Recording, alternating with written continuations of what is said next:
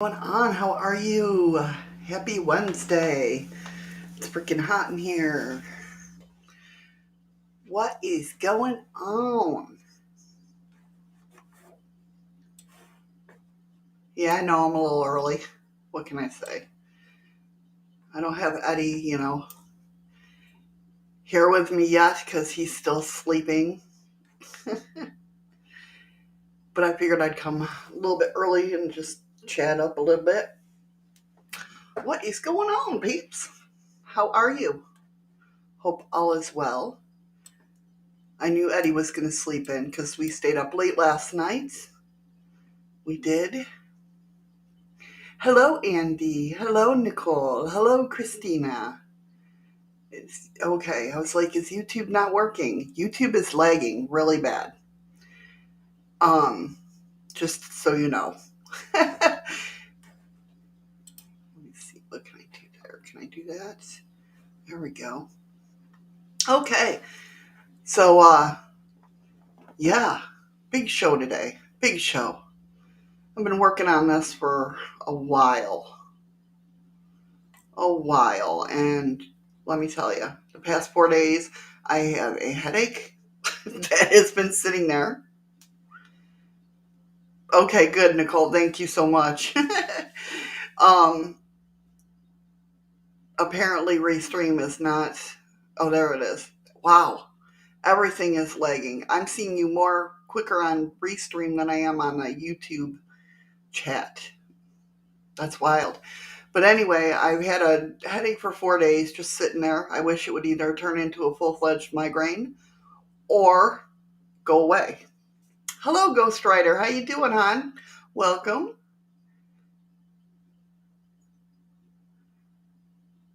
Andy says, took my sweater out 15 minutes till you came on. So glad I did. When I had time to go bleach my armpits rather than having to sit through this show, barely able to breathe, right? I hear you. It's freaking hot in here. I just turned my heater off. But yeah, I knew Eddie was going to sleep in. We stayed up late last night. We watched the new Matrix. Don't worry, I won't give any spoilers. Awesome movie though. Awesome movie as usual. Um yeah, so he's like, we've had what Wizbot for a while there, Nicole. Oh, that's sweet of you, Andy. Andy wanted you to smell good for you, Missy. See, I'm already having Missyisms. I'm so excited about the show, and there's so much freaking information, and like my mind is blown. Even though I've seen this information before, I'm like putting it together. So I've read different parts of it at different times, right? So now it's all coming together, and I've gone down a rabbit hole. Not just with the new movie either. But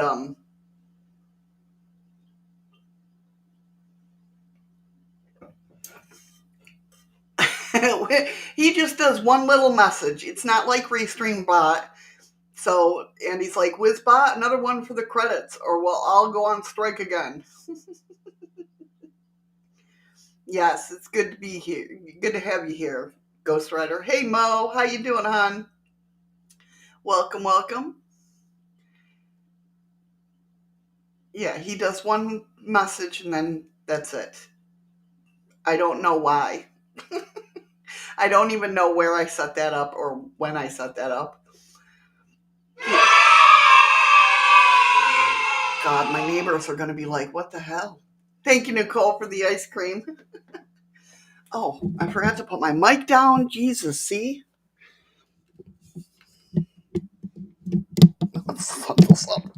Thank you, Mo, for liking and sharing. I appreciate that. Oh, and by the way, guys, just so you know, I'm trying not to get this in. Trying not to destroy my desk either. Um, hey, freaky geek. Just so you know, that's right in my face. That's lovely. I had this up perfectly at one point in time and then it doesn't go. But anyway, just so you know, if my phone rings, I have to answer it. I'm on call. So It's either going to be one of the guys that live here looking for Eddie because he can't get a hold of him in his room, or somebody at the front desk that needs my help. So just keep that in mind as you're watching today, and I apologize if it does happen. Um, yeah, I don't know I think with their new updates, Nicole, did you try the code and it didn't work? Did I have better sound before I moved the mic? Well, I could be sitting on the phone. The phone cord's long enough to bring it over here. I'm sure me moving it around didn't help at all. Yeah, I think with the new updates, Nicole, Tidy Labs is just taking a break until D-Live gets their shit fixed. I mean, I'm just assuming. I don't know.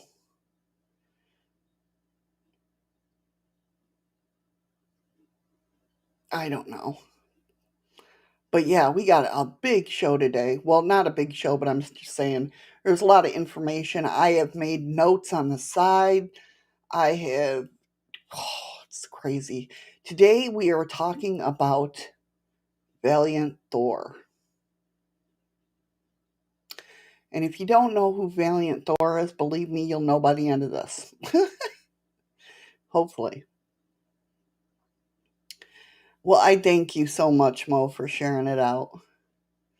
I appreciate it. And I appreciate all you guys for liking and sharing. Um, so yeah, and the reason I brought this up, and you guys might have seen this in other, on other people's channels talking about this because it's a big thing. Um, NASA hired British priests not to, perform whatever on astronauts, but actually to prepare the world for alien life forms.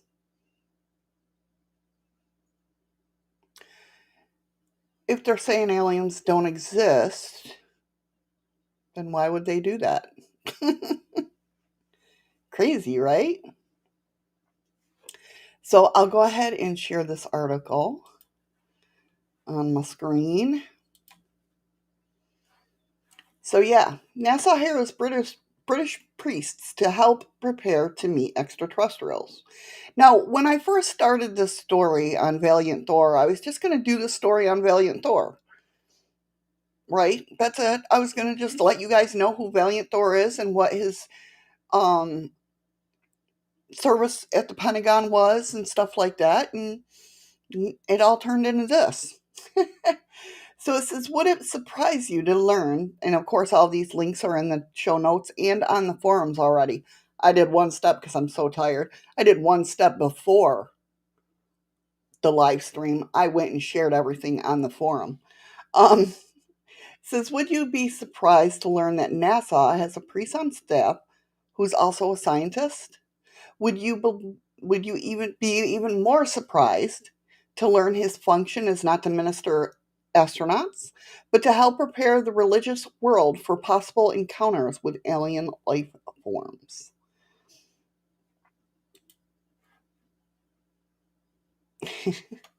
Meet Reverend Dr. Andrew Davidson is a priest and a theologian and a scientist who is the unique job description and who is getting a preliminary 15 minutes of fame until the aliens arrive.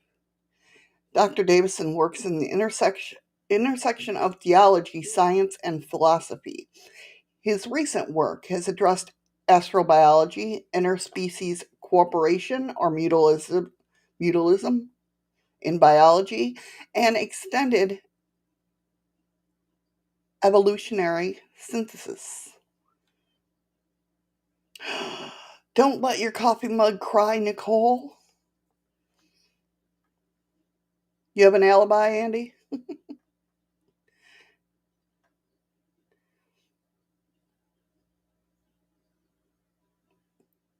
From his Cambridge University biography, Reverend Dr. Priest or Reverend Dr. Priest. Reverend Dr. Davidson sounds like a priest whose homilies would keep those interested in space travel and SETI wide awake. He has a BA in chemistry and biochemistry and biophysics, and a DPhil in biochemistry from Oxford, and BA, a bachelor's in theology and religious studies, and a PhD in theology from Cambridge. Since 2014, he's been the Starbridge Associate Professor in Theology and Natural Science at Cambridge. Now, um, yeah, so they hired these theologians to basically lead us into, at least the Christian part of it, into letting them know, or letting us know, that there could be alien life. And the only reason I'm bringing this up is because, for the simple fact that as I'm going through,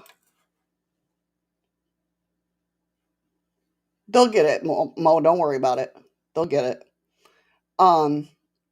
As I'm going through the research for Valiant Thor and what I want to share and what I don't want to share and blah, blah, blah. Not that I don't share anything. I share it all with you. That's why my lives usually go over. Uh, Thank you, Andy. That, basically, you guys know how I work this. I look at the past, I look at the present, and I try to see similarities, right? Well, I definitely saw similarities with this. And when I saw this paper and everybody talking about it, I was just like, no shit. Okay. All right. No sound. What do you mean there's no sound? You can't hear me?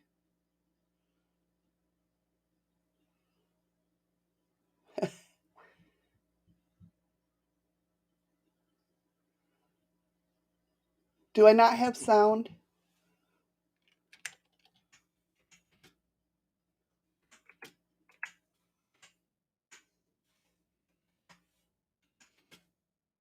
You got sound, Freaky? Okay. Everybody's saying that they got sound. It's only you, Andy.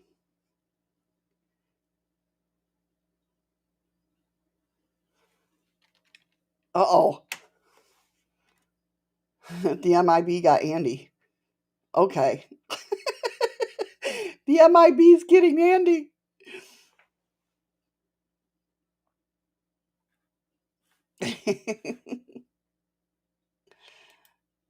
That's so weird.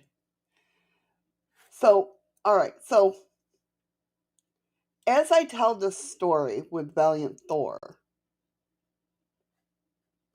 I'm going to have side notes.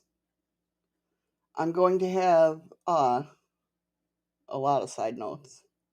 I'm going to share something that'll probably get struck from, but what are you going to do? I want you guys to hear all the evidence. It's the only way I share things. I put the links in the freaking. What do you want me to do? Old age deafness.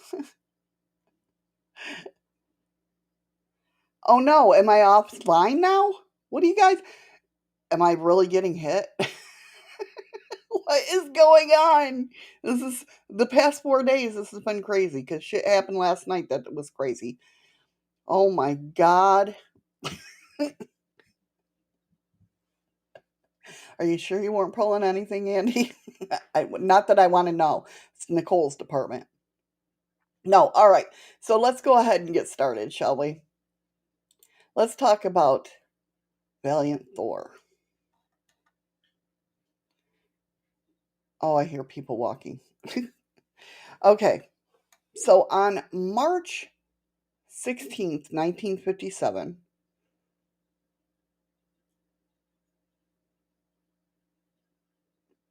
in a field, in a field outside of Alexandria, Virginia, descending from the sky is a giant metal saucer. And obviously, it's not from this world. Somebody called the police, so they came and they arrived on scene. And when they seen a metal door open in front of the ship, they immediately went for their weapons. But out steps this 6 foot tall, brown eyed guy, just smiling and waving like he just came in from a vacation. Apart from, coming in on a flying saucer, the only thing weird about him is the clothes he's wearing.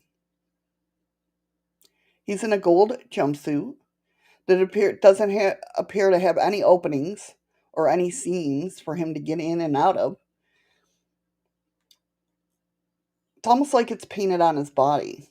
So the visitor tells the police that he means them no harm, but he needs a meeting with President Eisenhower. Now, when he's talking, apparently, he's doing this telepathically, okay? The police don't question him. And this kind of makes me think that he had some kind of mind control, but I'm not sure. I'm just assuming. Don't quote me on that. But they just welcome him to the back of the seat of their patrol car and take him directly to the Pentagon. So either I'm thinking in my own mind, he's got mind control, or somebody knew he was coming. Hey, Terry and Al.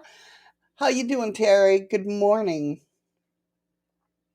Terry, go ahead and in the group. I didn't realize you had two videos, so I thought it was a double post.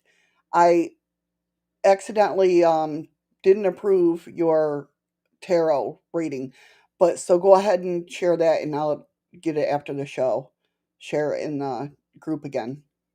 Right? Take the classic "Take Me to Your Leader." Okay, so they take him straight to the Pentagon. So does he have mind control, or is somebody like expecting him? Right. So when they get to the Pentagon, he's supposedly greeted by the Secretary of Defense, who assigns 6 armed guards to lead him through the halls and straight down to the Pentagon's basement. The visitor is then transferred to an underground train. It's described like a secret subway system that connects the Pentagon to the White House.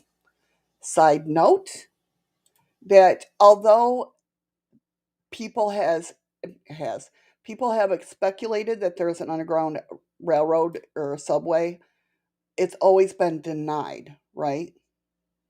It's always been denied that it exists. There's no subway underneath that leads to the Pentagon, the White House, all that.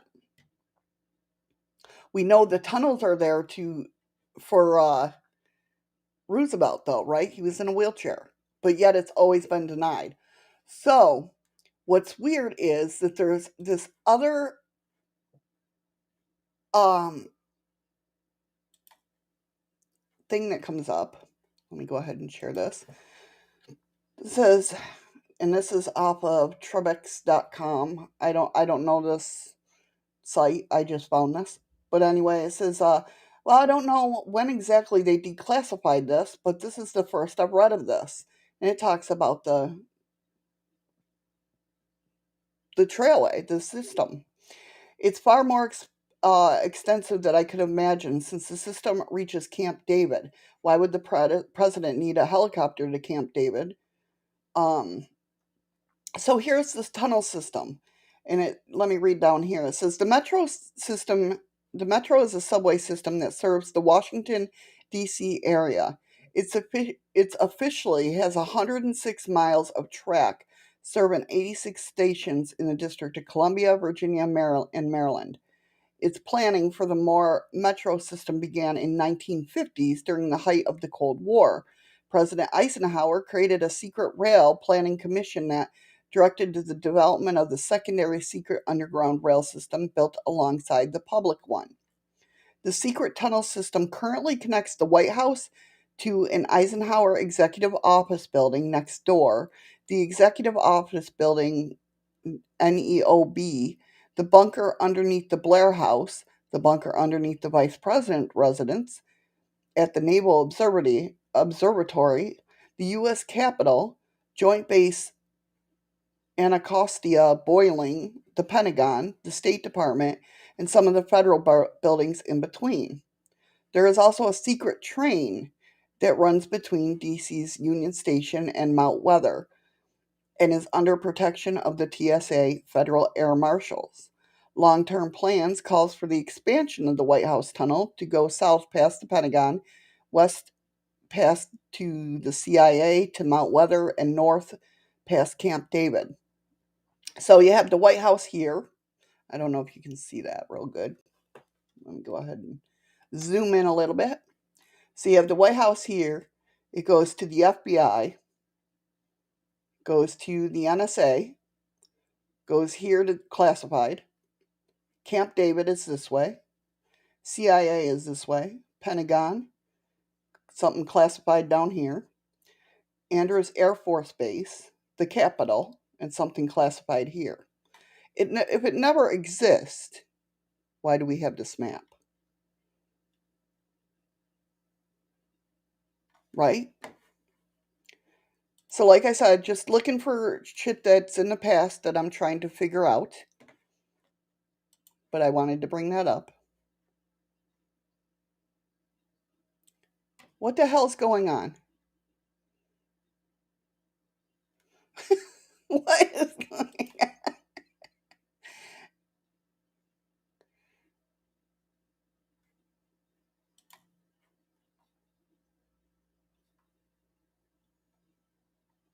Is everything okay in the chat room now?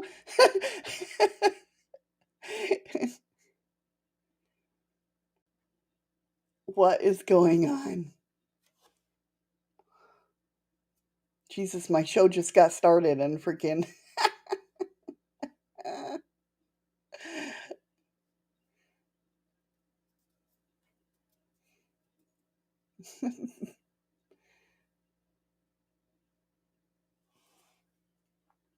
Okay, so it's just starting and it's already going crazy.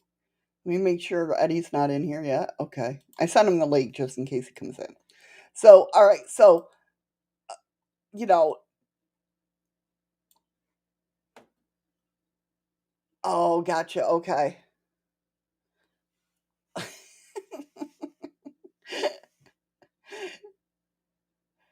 That's okay. It happens. Apparently, Nicole, we both missed something. I don't know. No worries, Andy. It happens. I'm sure Mo understands. So, yeah. So, anyway, it says once they get to the White House, the visitor is taken straight to the Oval Office. And moments those doors swing open, President Eisenhower jumps up out of his seat, excited, and shakes his hand and asks for the visitor's name. Oh yeah, and Mo's having sound problems now. I don't know what's going on, guys. It's wild. So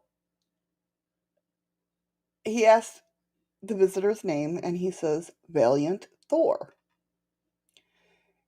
He tells Eisenhower that he's traveled from the quote, the planet your Bible calls the morning star. Okay, well, that's Venus. And when Eisenhower asks if he can prove he's from space, Bill says, come look at the massive spacecraft that I brought with me. You know.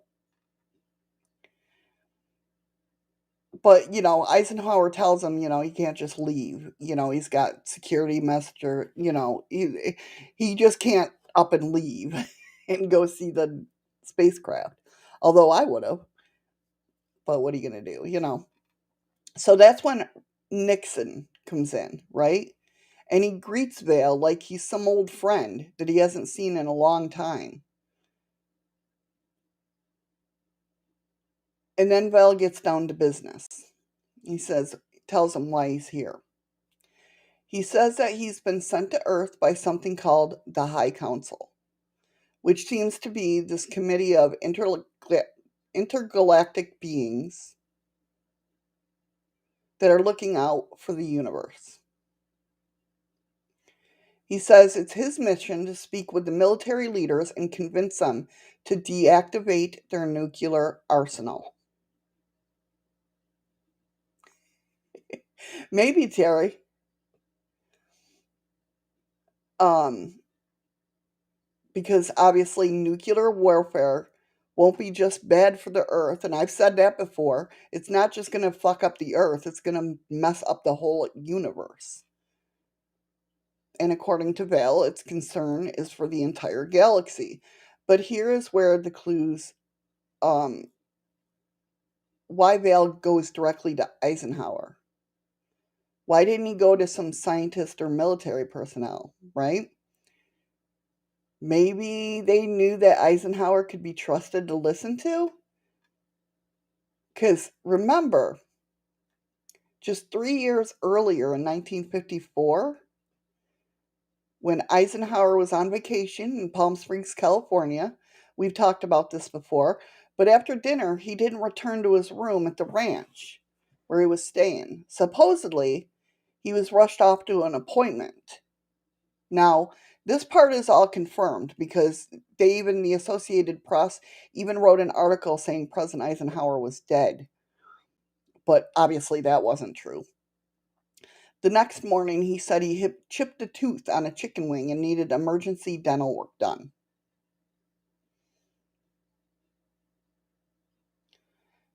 Right, Andy. Right. That's where this is going. So, um, so obviously there's a lot of people that believe that this dental appointment is basically a cover-up story, right? Because allegedly Eisenhower was actually called to Edwards Air Force Base about 2 hours outside of Palm Springs, and waiting for him there was extraterrestrials hoping to spark a deal. And this meeting would be part of more meetings.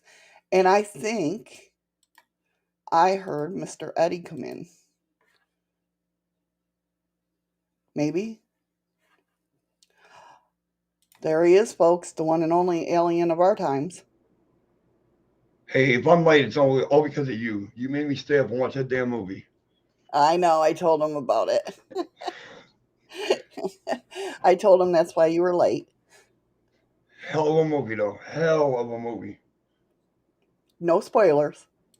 I'm not going Hey, to spoil Spitfire. anything. Good morning, everybody. Could have been a Russian chicken wing, Terry. Okay, it could have been. So we're talking about Valiant Thor. Yeah, I know what you're talking about. Okay. I know, because I was excited and that I had an experience last night and that I'll tell later on.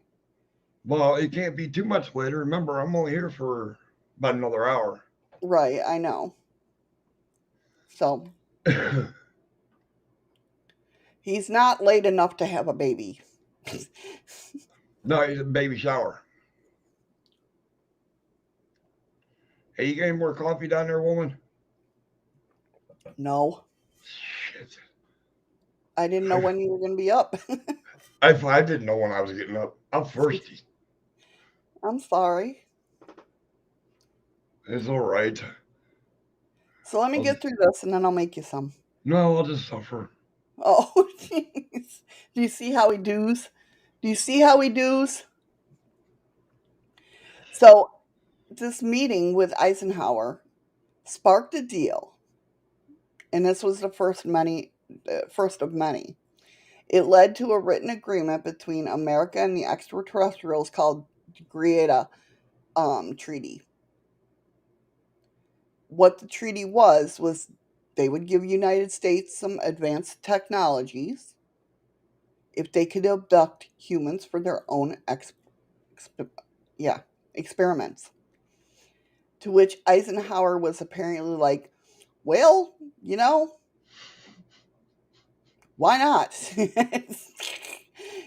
He agreed to long as the names of those abductees were reported back to the government's UFO Research Committee, which has the name Majestic 12. Fuck off, Andy. Shut up, Andy. So, but you think about it, Eisenhower's motivations kind of make sense when it comes to this because they're in the midst of the Cold War. He would want to get ahead in technology, right? He wants to be first in the race against the Soviets. What better way to do it?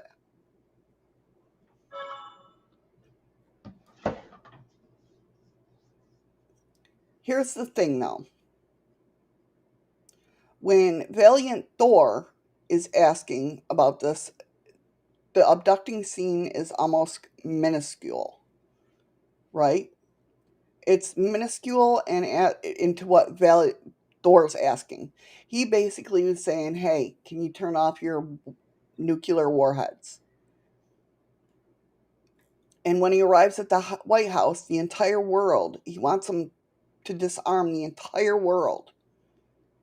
And that's a pretty massive thing. A good thing, but a massive thing. So obviously Eisenhower is like, hurry back, Mo. Eisenhower didn't say that, but he I was said, gonna say, when the hell Eisenhower ever say that? um, obviously he's unable to make any promises, but he's willing to try. So the president gets down to business, and while he does that, Vale he sets Vale up with a pretty awesome apartment in the Pentagon. And Vale returns the favor by helping the government uh, keep up the space, with scientists and everything from space exploration to medical research. He becomes somewhat of a science project himself. I did read that they tried to put a needle in his arm and it broke. It wouldn't like go through his skin if that's what he had. I don't know. He looked like he had skin, but you never know. Um, the researchers found out that his IQ. Thank you, End Times, for the follow. Oh, I think that happened yesterday, but apparently the notification just hey, it's like our phones. I don't know. You didn't do a show yesterday? No, but I do know that they did follow yesterday. End Time Okay. was All yeah. right. Yeah, basically, Andy glorified Nope. prison. Just now. Yeah. End time Oh, says it was just now. oh, it was just now. Okay, I'm sorry. My bad. Well, welcome to the show, End Times. How Welcome are end you? time. I hope we don't end time yet, though. so, um, so his IQ is well beyond 200 points. He's But you tell incredibly you you told me it would have made fucking. Well, I actually said it, but it yeah, would have you made said Einstein look stupid. right. I mean, it's crazy. They put the suit that he was wearing, the gold suit that he was wearing, they put that under test with according one report allegedly sent it they used everything from a diamond drill to acid to high velocity rifle, even a laser to try to penetrate this thing, but it wouldn't penetrate. It wouldn't. Andy's having a rough day over there. Andy's having an Andyism Wednesday Yes, or Thursday. What the hell is today? Thursday, Wednesday. Our huh? Wednesday, your Thursday. No, it's not No, because you're not. Never mind. no. This is Thursday. No, it's Wednesday because I'm off tomorrow. Fuck, whatever fucking day it is, Andy's having it. uh, I got to get water. End Times is just like, what the hell is going on with this channel? All right, so they can't get through jumpsuit he wore, right? It says that he's basically like treated like a lab rat. Jesus, now you guys are passing it on to me. But he's no means a prisoner in the Pentagon. He's generally treated as a guest. They said that he's can teleport in and out of his apartment as much as he pleases, you know. And shortly after his arrival, him and a couple of his crew members there, they go to a backyard UFO convention in Highbridge, New Jersey. And according to few reports, Val and his friends, wildest group of believers with their interstellar abilities. One account says they're able to speak any human language on command. So I mean, hey Jesse, welcome on. How you doing?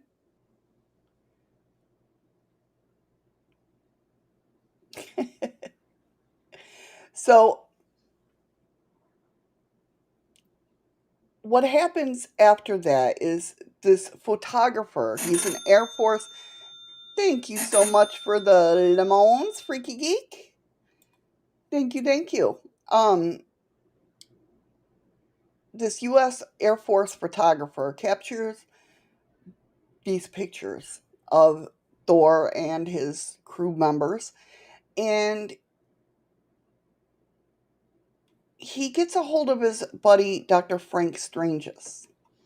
Now, Frank Stranges is a Christian minister, right? And he's right in the middle of writing his next book. But he is very, even though he's Christian and he's, you know, very much about his faith, he also has, how do I say it? He's eccentric, basically. He's open minded, you know, kind of like we are. He says that he has a degree in psychology, criminology, and theology. There's that word, theology. Keep that in mind, okay? Just like the priest that NASA hired. Anyway, he's also spent time as a private investigator and a U.S. Marshal. He's extremely into UFOs, so you can imagine Frank's absolutely delight when he receives a phone call from his friend, August Roberts. He's that Air Force photographer. Before Frank can even get out the words hello, he's going on about, welcome back, Christina. He's going Well, on what the about, fuck? My name's goddamn Eddie. Who the hell you calling Christina? shut up, how he met a couple of extraterrestrials and snapped their pictures. So, of course, Frank's wondering what Augie's smoking, but he tells him this is no joke. He'll be right over to prove it. So, a few hours later, Frank is staring down the images of what looks like a pretty normal guy, surrounded by other normal people in the backyard. Frank isn't sure what to make of it, but he's thinking Augie possibly might have gone off the deep end. But Frank's known Augie for a long time, so he knows he's a pretty reliable source.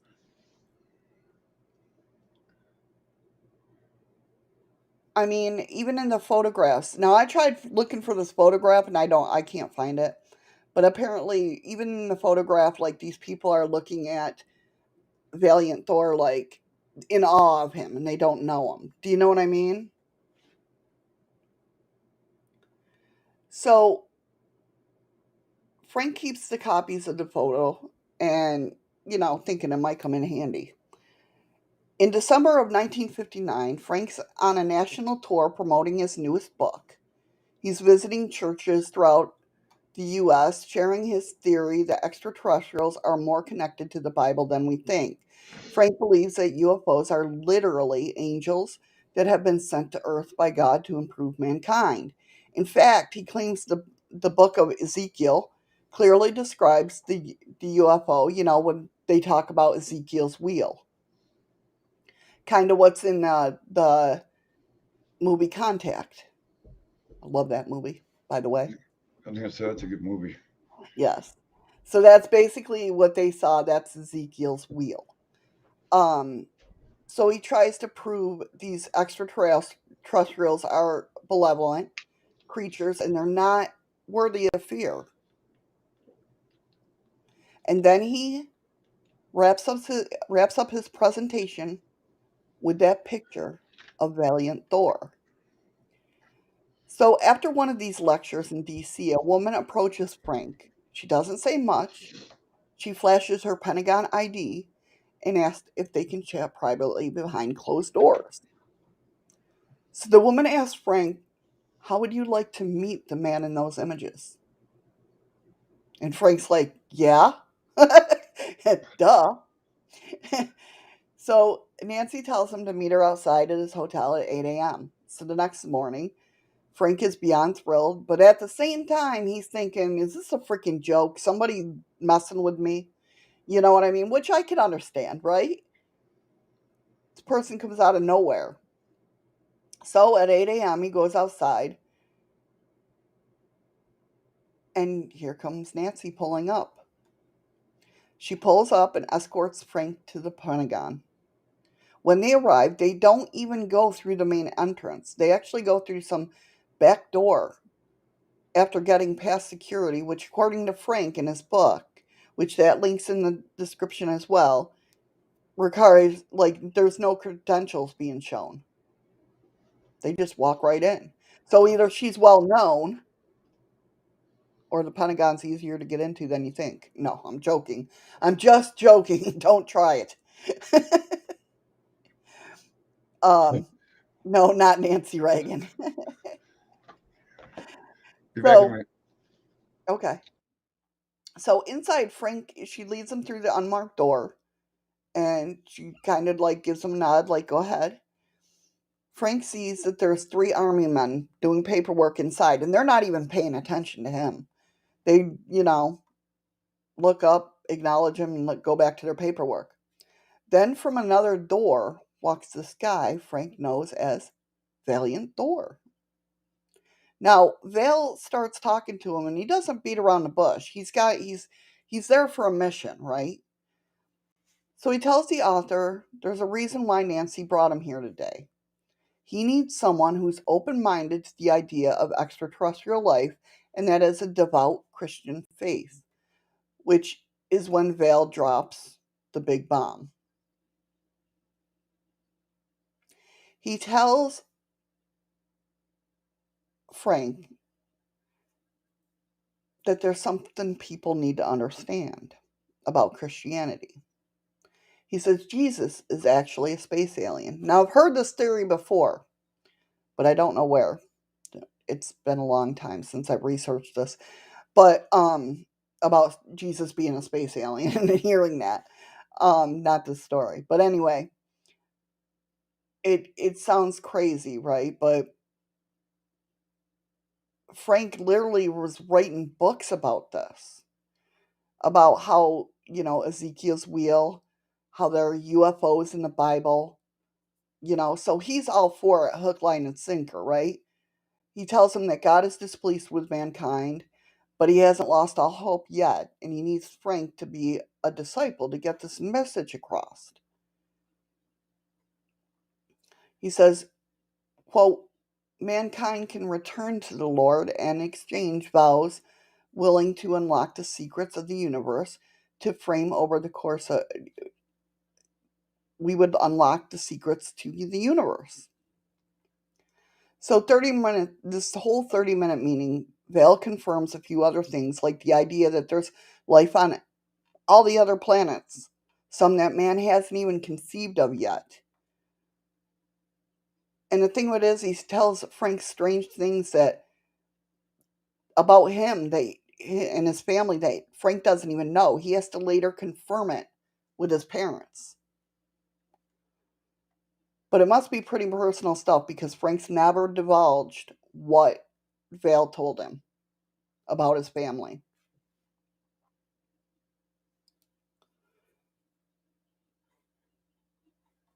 So he tells him that there's only a few people in Washington who knows about his existence, and those who know about him have refused to help. Instructions from the High Council are to remain on Earth, and to remain on Earth until March 16th, 1960. But the clock is ticking now, and Vale needs to, you know, he's realizing that he's not going to get his mission done. Now, Eisenhower made multiple attempts to alert the world of these messages. The Secretary of Defense and the Joint Chiefs of Staff, according to Frank, many of these politicians feared that if the world knows about Valiant Thor, will choose to follow his lead instead of sending anyone or everything into absolute chaos. Which makes sense, right? Isn't that what we're hearing now or have been told in the past?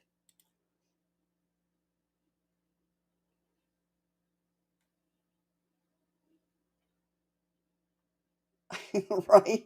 Well, Andy, they didn't have Facebook back then, but that's true.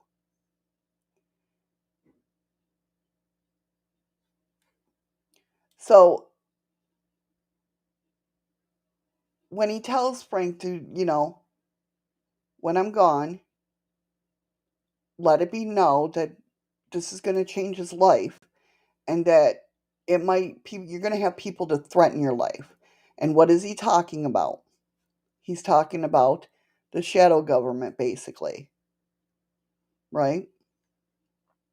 But Frank says he's up for the challenge. He leaves the Pentagon that day with um, all these emotions, I'm sure. Because, I mean, Vale basically just told him his life work. He's worked on this his whole life, and Vale has now validated what he thought. So, after 3 years of back and forth with Eisenhower, Vale's final meeting with the president is a total bust. On March 16, he returns to his craft in Alexandria, Virginia, takes off, um, leaving our presumably doomed planet, and now it's up to Frank to carry the torch.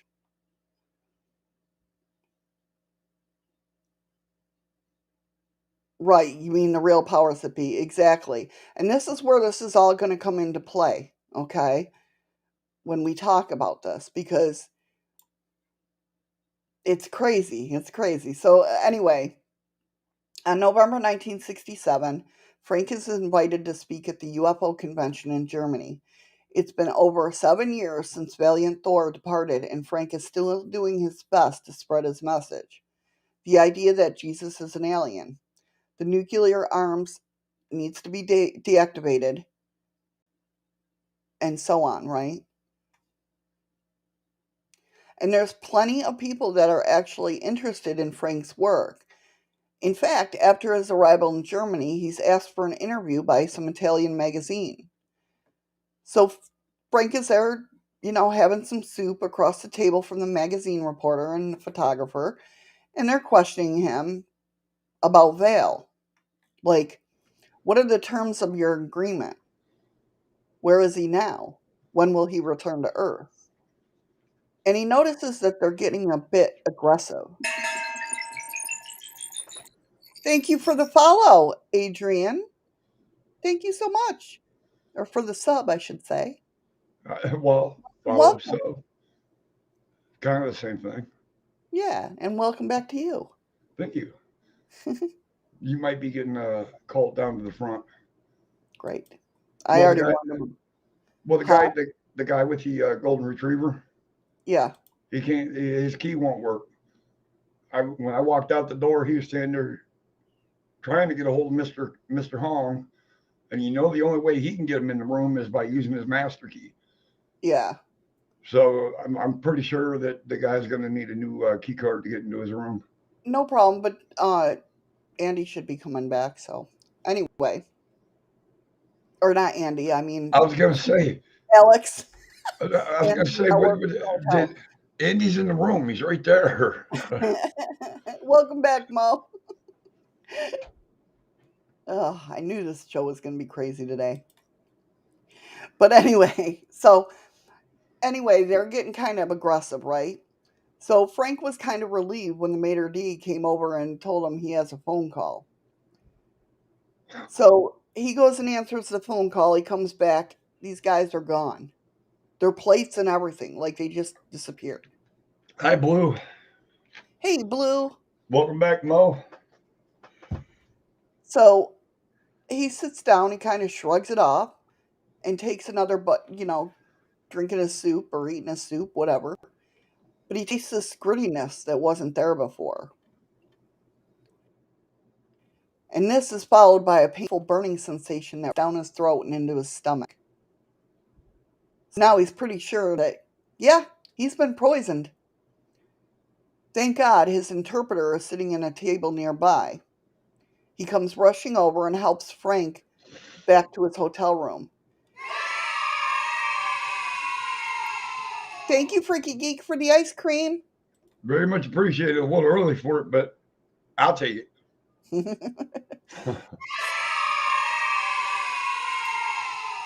Thank you for the ice creams. Freaky Geek trying to make us go to the dentist. I know, right? Thank you for the lemons. So he comes rushing back over and takes him to the hotel room. Now, this time, Frank is coughing up blood and things are looking serious. And that's when a weird thing happens. The interpreter whips out this vial of powder, puts it into a glass of water, and tells him to drink it. Moments later, Frank falls asleep, and when he wakes up, he feels completely fine. So he asks his translator, what did you give me, and how did you know that you were gonna need that? The translator, who supposedly was a medical student, said he has no idea what he gave him. All he knows is that prior to this trip, someone called him, told him to take this powder from his lab and bring it with him to the meeting. Before he can finish his sentence, the hotel room rings. And at the other end of the line is a warm, familiar voice, Valiant Thor. It says to Frank, didn't I tell you to be careful about who you meet with? And then he, warns him again, you need to take extreme caution. They will reunite in person soon, but be careful. So 7 months later, Frank gets another call from Valiant Thor, who tells him to fly to San Diego as soon as possible. When Frank arrives, he's pretty shocked that Thor's just sitting there waiting by the baggage claim for him. They get into a rental car, and they start driving south towards the Mexican border. They arrive in the coastal town of San Felipe, where Vale takes Frank to a boat, and after a few minutes of cruising the ocean, Frank spots something spectacular. It's a massive silver ship floating on the surface of the water, and as they get closer, the hatch on the craft begins to open, and Frank is welcomed inside.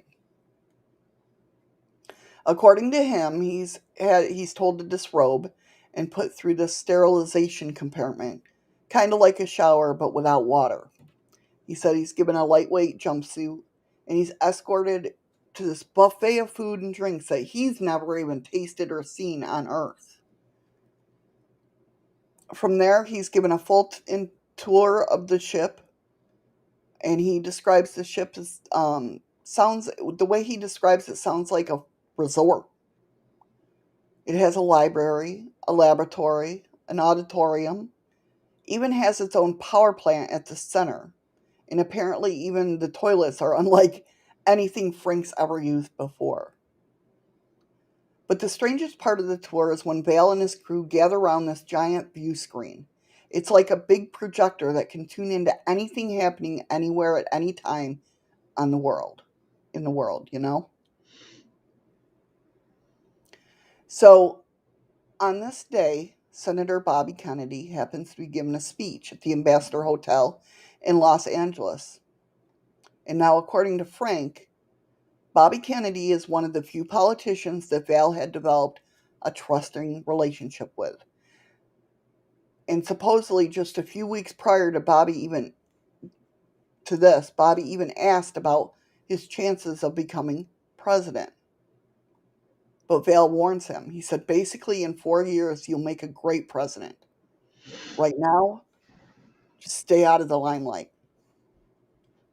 So, gathered up in front of that view screen, Val and Frank and the rest of the crew watch as Kennedy wraps up his speech.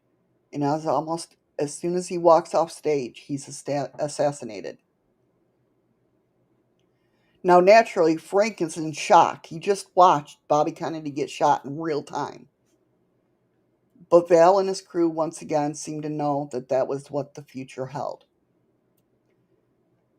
One of the crew members allegedly stands up and says something like, "If only he'd listened to you, Val." I know it seems crazy, but according to other sources, his story has never wavered over the years. Nothing's changed. He'll relay it just as, you know what I mean? Which is impressive because it is very detailed in the book. Like I said, the book is linked down in the description below. Um, so after this, he gets basically beat up. Okay, a car comes, a couple guys come out, starts beating him to a pulp. Him and his wife. Um, I want to say, if I can remember right, it was their honeymoon or something like that, or a vacation or something. But anyway, he gets beat up enough to where he's paralyzed from his neck down. Let's be on getting beat up. Right, yeah. So he's rushed to the hospital where doctors are certain he suffered a broken neck and other spinal injuries. But they aren't sure if the paralysis is like permanent or if he, but either way, it's not going to be an easy recovery, right? So once Frank is left alone, a familiar figure appears in the door of his hospital room. It's Vale. As he says, there to save his life yet again. And all it takes is Vale's healing hand, which he places on Frank, and it sends a warm, tingling sensation down his body. A few hours later, Frank's able to walk right out of those doors like nothing ever happened. Can I ask you, doesn't all this seem a little bit coincidental though? Coincidental for what? How Vale always happens to be right there for him when he's sick or whatnot. Right, right. Um, so, obviously his rapid recovery completely blows the mind of his wife and his doctors. No matter how many times he comes close to death, to him it's worth it. He still wants to get this message out.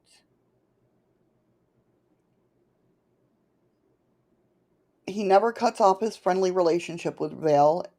In the years that follow, the two supposedly even write a book together called Outwitting Tomorrow, which is down in I placed it in the links below as well. And um and it's over on shadowsofthemoon.net on the forum. But anyway, according to Frank, Vale still spends a lot of time on Earth today. Supposedly he's just outside of Las Vegas in an invisible ship called the Victor One. And I'm going to play something for you in a minute. Um, According to Frank, there is a couple hundred of these things serving humanity all over the planet.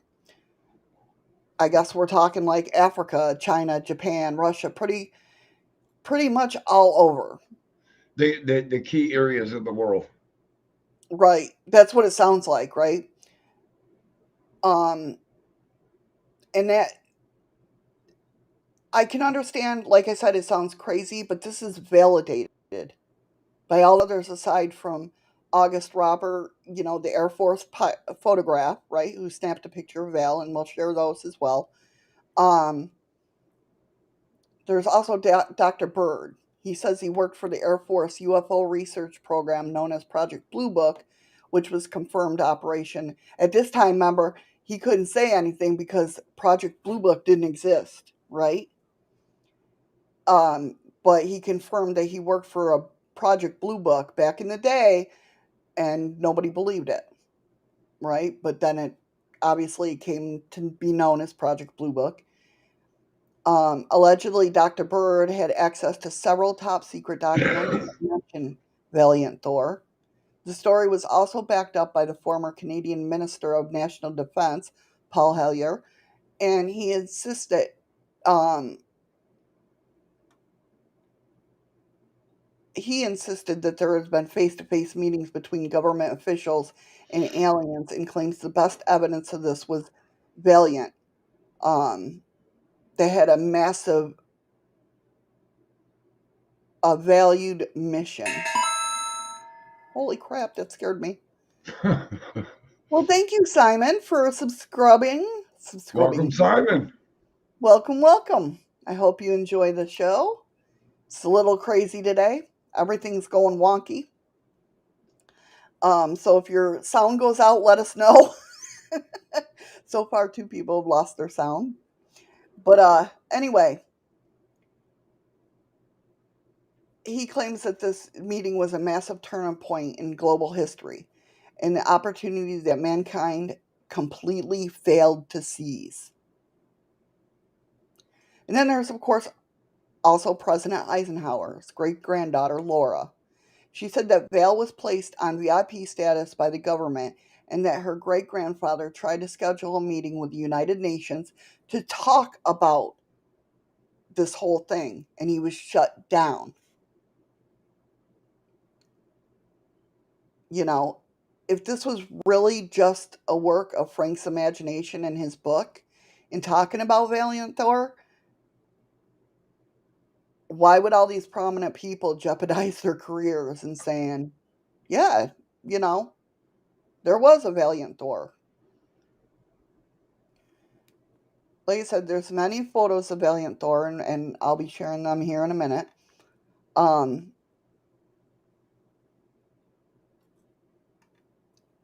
with all the photographs of Valiant Thor, nobody has denied their authenticity. Okay. In addition, the reports have been confirmed by numerous officials connected to the government. Again, you know, Haley Bird, a nephew of Admiral Richard Byrd, who was working for the Department of Defense in the time of the alien was on our planet. Another person who confirmed that was, of course, Phil Snyder. Now, if you don't know who Phil Snyder is, go look at him, go watch some of his stuff, because he's the one that I told you about who was digging. He was a contractor. You remember him, honey. Um, he supposedly hung himself with his own catheter. Yeah. Yep. Yeah, it was suicide, they said. Yeah. So is Epstein. Okay. Yeah. Um, so, yeah, Phil Snyder, he participated in several secret projects of the United States government, such as the construction of several underground military bases, and he worked at the famous Area 51. In addition, the members of the Eisenhower family, including, like I said, the granddaughter Laura, also his daughter, said claimed this as well. Um, Laura came out and said, "Yeah, this is basically a true story." Not to mention, this isn't the only report of alien visitations. Um,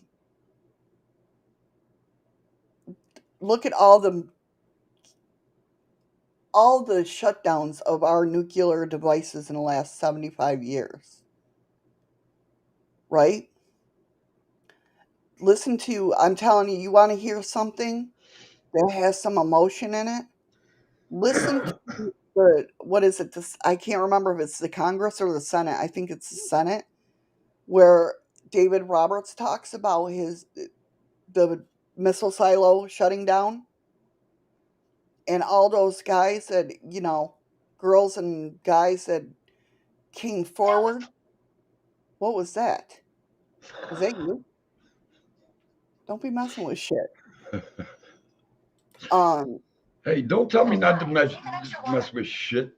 I'm trying to get all the notifications of shit turned off on my phone. oh, but all those testimonies, and I just want to say huge kudos to them because that takes a lot of fucking balls, and I've said it before, and I'm not here to make anybody believe in this shit, but all I can say is this shit has destroyed a lot of people's lives, and they were scared to come forward. And kudos to you that have come forward, and kudos to the people that are still living with us that can't share it. Well, really, definitely the biggest kudos goes to fucking Eisenhower's great granddaughter. Right. But I mean, all these people, you know, Frank passed away in 2000, and I will go ahead and this is what, while I was reading and researching, I'll give you, these are going to be weird, but so this is what I thought about. This is what happens to me when I go into research mode, okay? I start doing these side note things. Only usually I don't write them down, but I've gotten smarter because I'm like, you know what? I'm going to write them down. So these are going to sound a little weird, but uh, this is what goes through my head. I said, side note, I have to study more because I'm reading documents. It has to do with Iraq and Turkey and all that. So my thought is, with this story and everything, my thought is, at this point in time, that there is a reason we are having alien disclosure and UFO disclosure because it's the reason that we pulled out of Iraq and Iran. Like, I read somewhere and I couldn't find it. I went back and tried to find it and it was magically gone. Um, Wow. about the Treaty and everything. And it has to do with basically over in Iraq and Iran. Now, this is back in the 50s, right?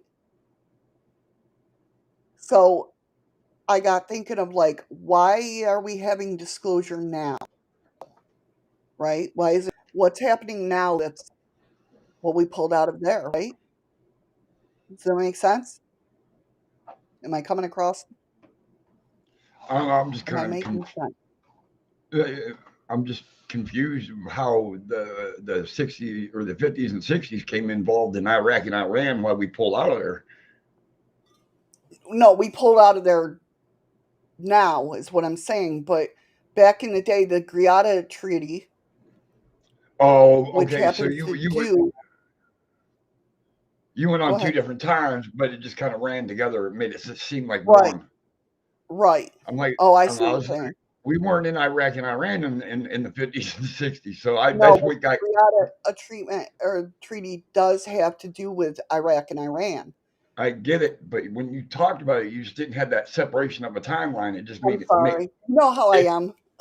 it made it seem like we pulled out of Iraq and Iran in the 50s and 60s, and I'm like, well, we weren't there in the 50s and 60s.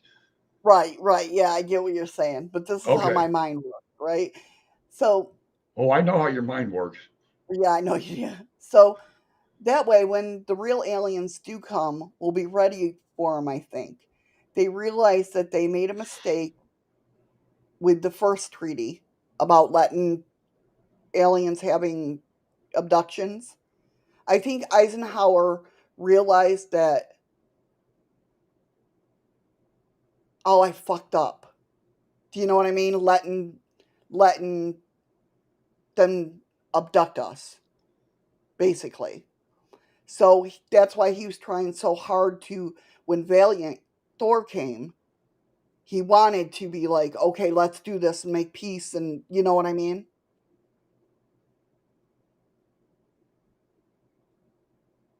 Do you get what I'm saying? I totally understand what you're saying. Okay. Um, Sometimes I don't know if you're that question's actually intended for me or if it's an in general uh, right, question to everybody else. right. So yeah, so I wrote, I think after the meeting with Valiant Thor, Eisenhower realized that the shadow government was all for the abductions of the humans, which I believe, don't quote me, but which I believed were the Draconians and the Orion Greys.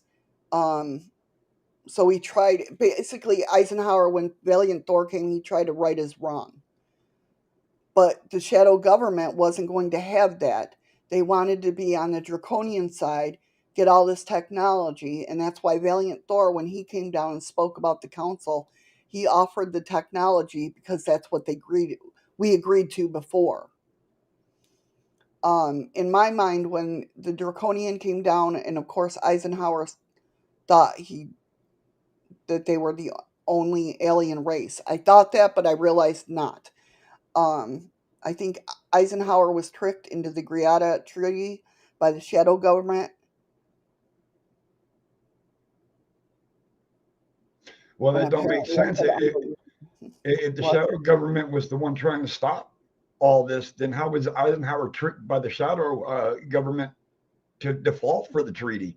Because that's Eisenhower, why.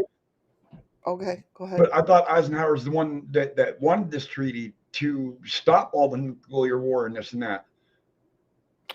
Right, the Greada Treaty and Valiant Thor are two different times. The Greada Treaty happened 3 years before, when President Eisenhower supposedly chipped his tooth and he was gone. Yeah, that's what it was. He chipped his tooth.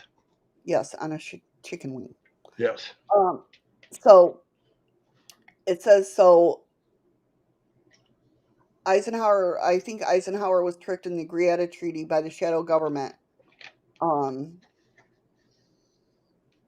so when Valdale and them came down, he tried to right us wrong. The Greada Treaty has something to do with Iran or Iraq. The treaty itself was not. Um, the treaty itself was not interfered with each.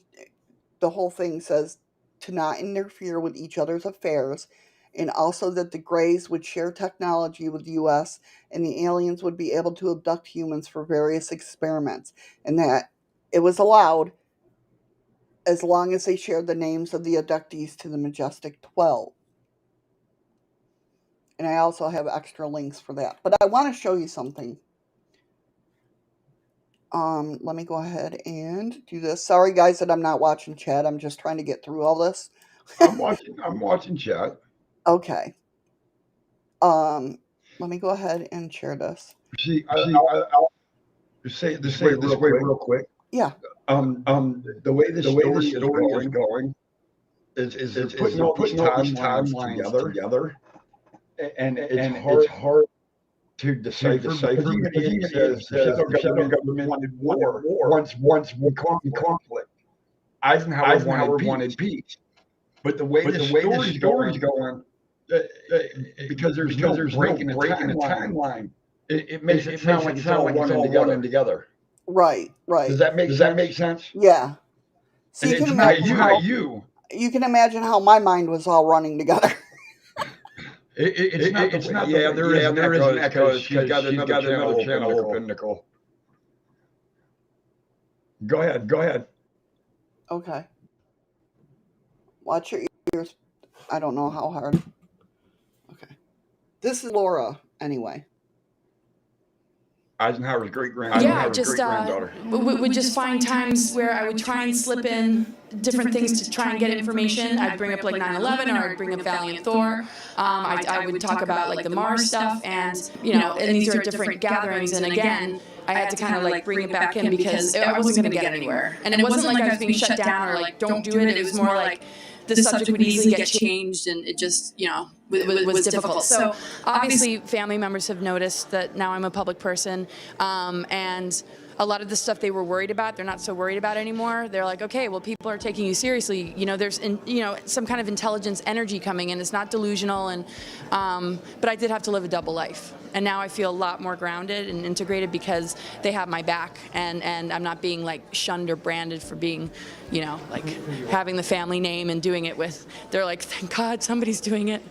That's really, really amazing. For our viewers, could you explain who Valiant Thor is? So Valiant Thor supposedly met with Eisenhower and Nixon, I believe right at the beginning of the 1960s, and he presented a mission and goal to assist the human race and to start to shut down like the darker aspects of the government, and they felt like really a strong affinity with Eisenhower and Nixon, and Eisenhower did as well. And supposedly, he put him on VIP status for 3 years at the Pentagon to try and assist him in changing this whole game, and it just got shut down and shut down. And they all kind of decided that, we're not going to accept the help of these beings from Venus, which was Valiant Thor. There was a ship called our Victor one, and about maybe 3 or 4 other main characters with him that were really wanting to help humanity to awaken and to change like the whole game. So they shut that down, and that was kind of devastating for Eisenhower because, he was dealing with these other treaties and this other stuff, and it's like, ooh, finally, here's some real benevolent help. And that's when he really started to realize, like, I have no power. What is the warning about the military-industrial complex?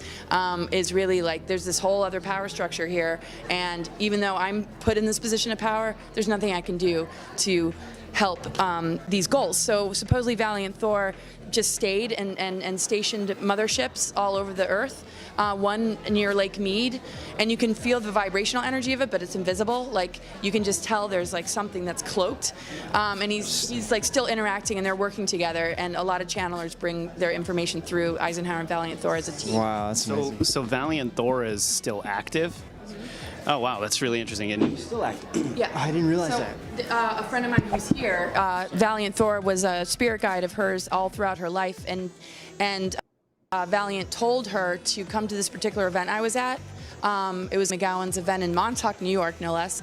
And she's like, Valiant told me to come. He's like, she was like bringing in, all this information about the two of them, working together and in these, still interacting. And yeah, she's here now, but all sorts of stuff comes through, and they're really right here with us, doing what they can from the other side.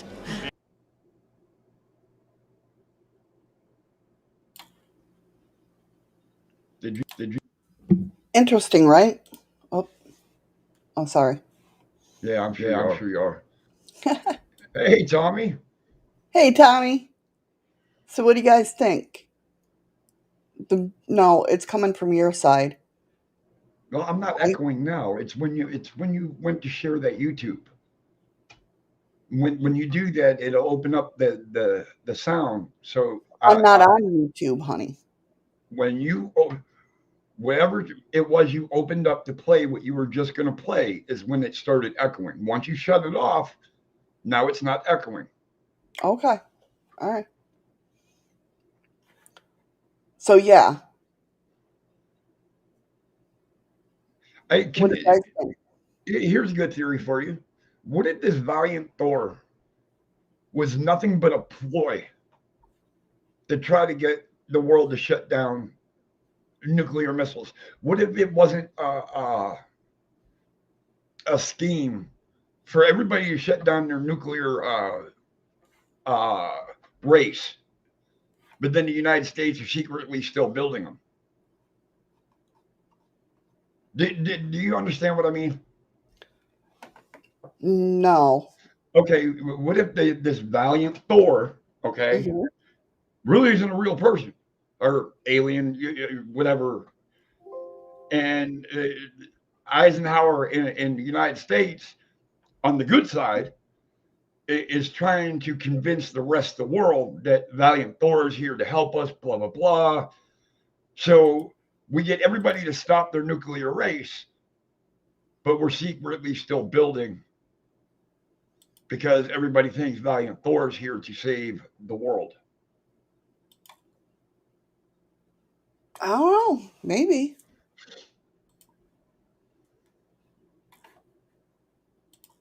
I don't know. Yes, Thor has aged over time, although would I say 400 to 700 years old? 400 to 700. Yeah, they can live like 400 to 700 years old. Or as you said it last night, 100 years. I believe that they have that power. You never felt anything there, Spitfire? I don't know. Well, I'll tell you here. First I'll show the pictures. We'll see Valiant Thor. And here's Um, an interesting thing, guys. All the photos that Shadow showed me last night, not a one of them did you get a picture. You see a picture of him directly face on. They're all profile pictures. yeah, he brought that up. I don't know if there's any significant, but yeah, Eddie brought that up last night. Um, no, I don't want to do that.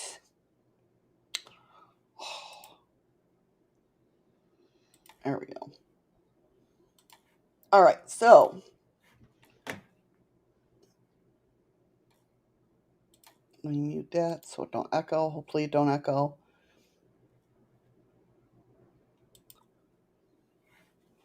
So this is Valiant Thor over here at the end. We have that one. This is him.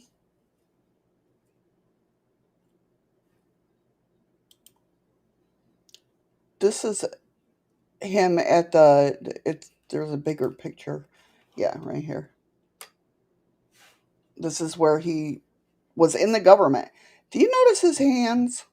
I think we've talked about this before, I believe, but Eddie brought that up about how weird his hand looks. Well, look at how long his thumb looks. Yeah. Apparently I tried to get pictures of his hands because apparently he has 6 fingers on each hand. Um but I couldn't find any. It was weird, but that's him. Although you can see, but I don't see. I don't Oh, hold know. on. Scroll back up. There is actually one photo of his face directly. Oh yeah, Well, not quite a full shot, but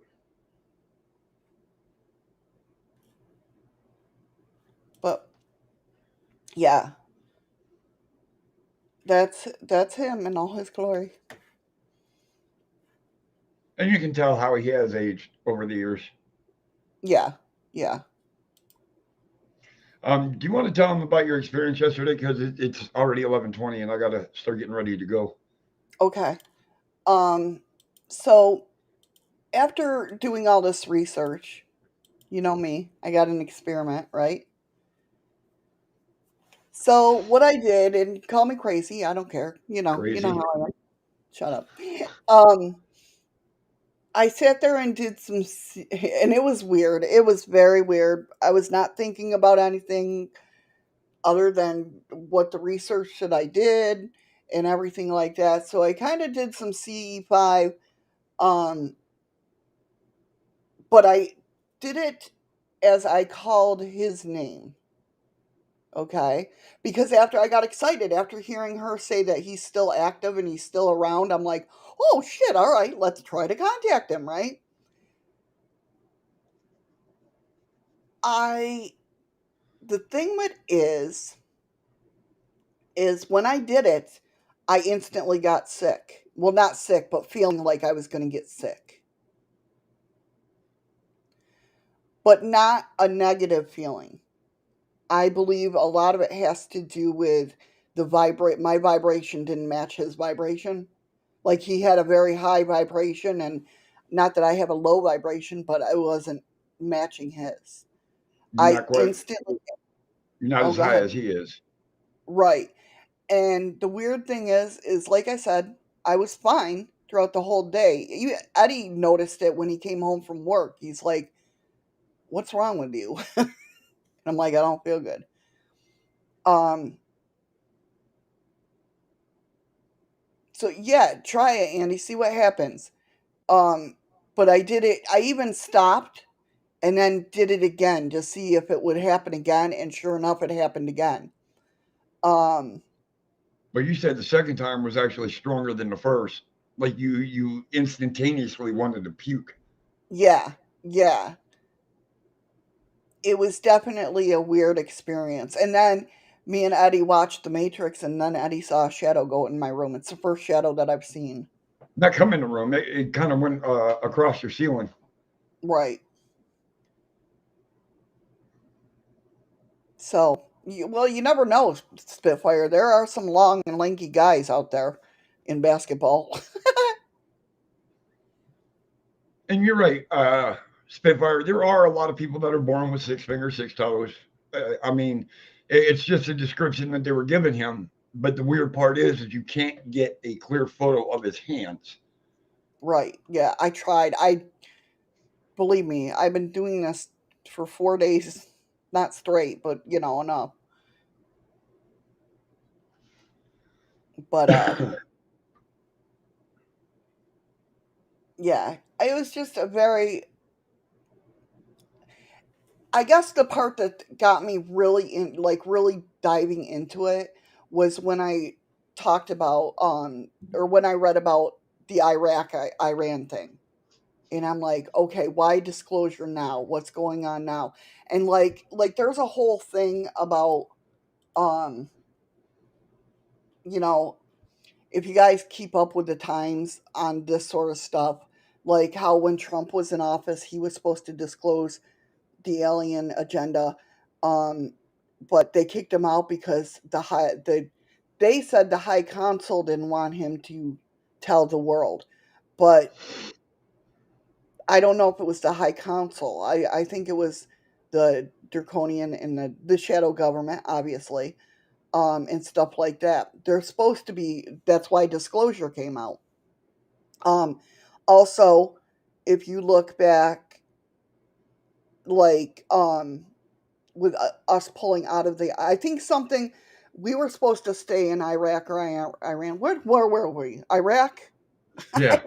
I can't remember. I can't Remember, keep. the Desert Storm happened in Afghanistan, Iraq, Iran, Okay, well, Europe. to me, Afghanistan and Iraq are two different things. They are Um, two different things. I They're mean, two two different different goddamn countries. countries. Okay, then I'm okay. Then anyway, I think we were, according to, for some reason, I wish I could find that fucking article. If I do, I will share it on the forums at shadowsofthemoon.net because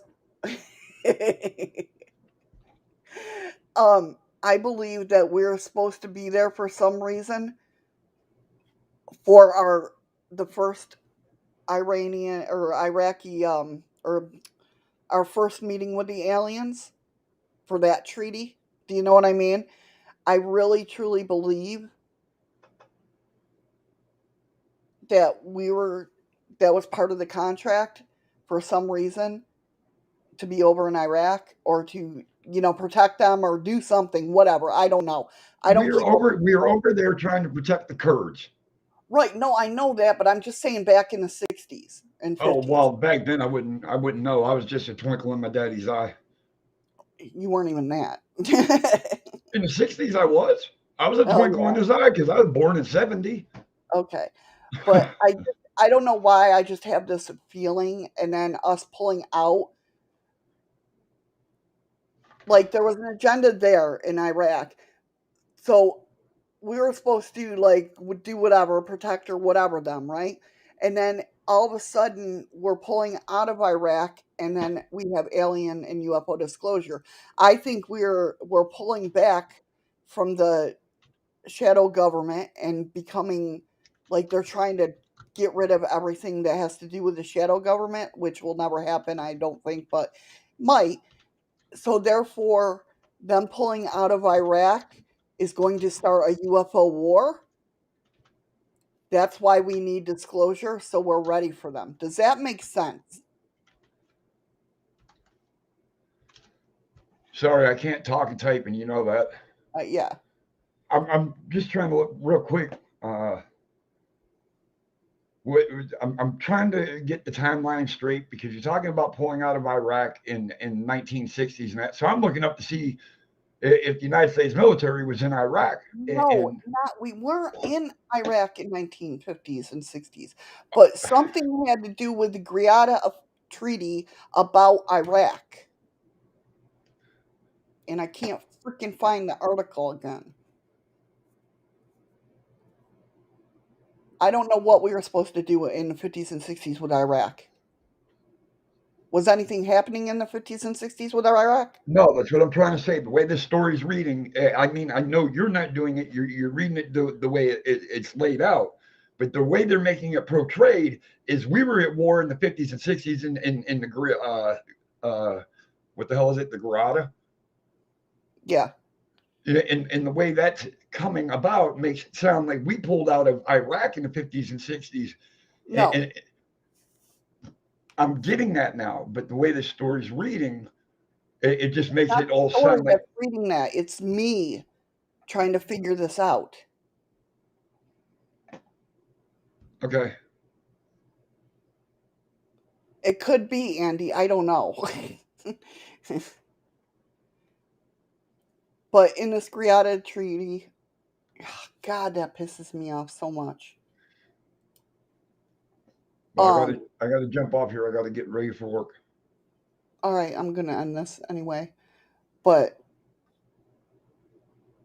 there was just, yeah, I wish I could find that article. I wish I could frickin' find that thing that I was looking at about uh something to do with Iraq in the 50s and 60s. It just seems like the timeline's happening for a reason. How do you spell that word? Greada? Yeah, Greada,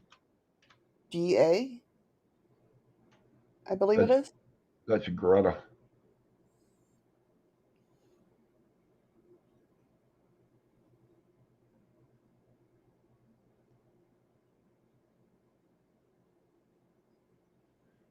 All right, Freaky Geek, have a good day, hon. Thanks for coming in.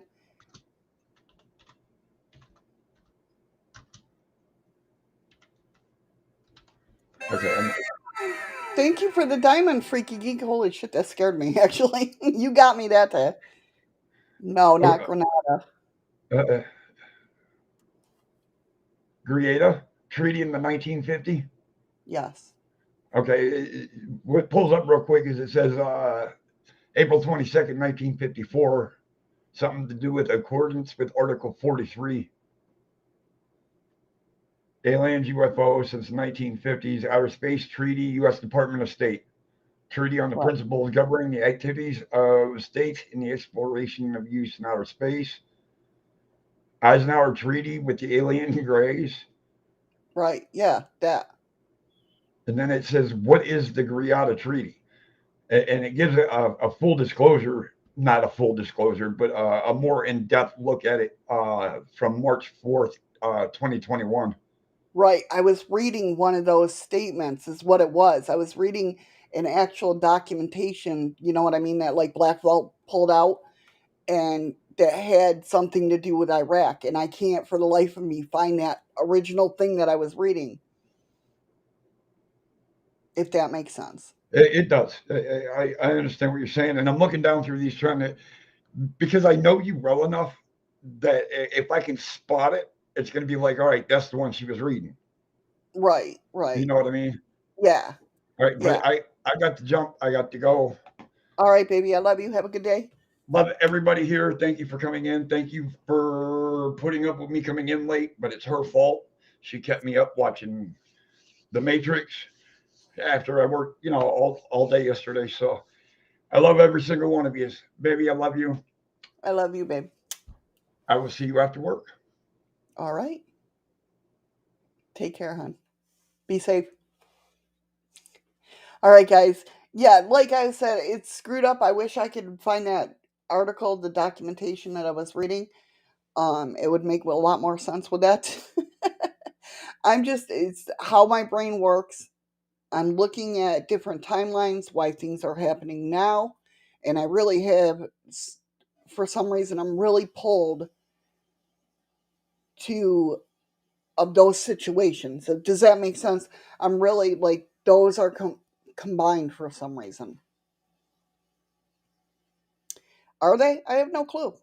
But that's why we talk about it, right? That's why I want to get your guys' opinion on that. Greeky. Oh, Andy said, take care, Greeky. Andy is having a rough day of typing, of typing, hearing. But yeah, I mean, it's just there's a lot going on. Missy, can there be a connection to possibly the Sumerian civilization along with until and like oh, is it Frank that brings that up? I think Frank was when I was reading up on Frank, and if you look for Frank Stranges, like I said, if you're looking for his book, it's down in the description. Um, I have a couple links in there that might um, but I believe that's part of his study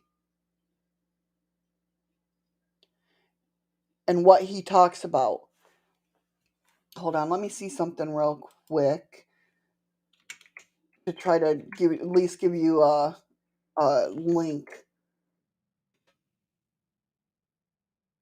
I don't want his book. I got the link to his book. Um, I don't know. If you just look up Frank Stranges, there's a whole bunch of stuff, but there is a website, I believe. Um, but that's what he was initially kind of doing his life work until Valiant Thor came in and was like validated for him, basically. I know, right? You have to put a bee in my bonnet. But yeah, just it starts back there and then ends up why we're having disclosure today. So, and it's crazy. It really is. But I like to know why things are happening when they're happening. So I kind of, like I said, I look at the history, I look at the present, and I look what connects in between. That's what I do. I did want to read this one thing, and I thought it was really cool because Valiant Thor, I'm scared to friend him, but he's got a LinkedIn account where it said advisor to the Joint Chiefs of Staff.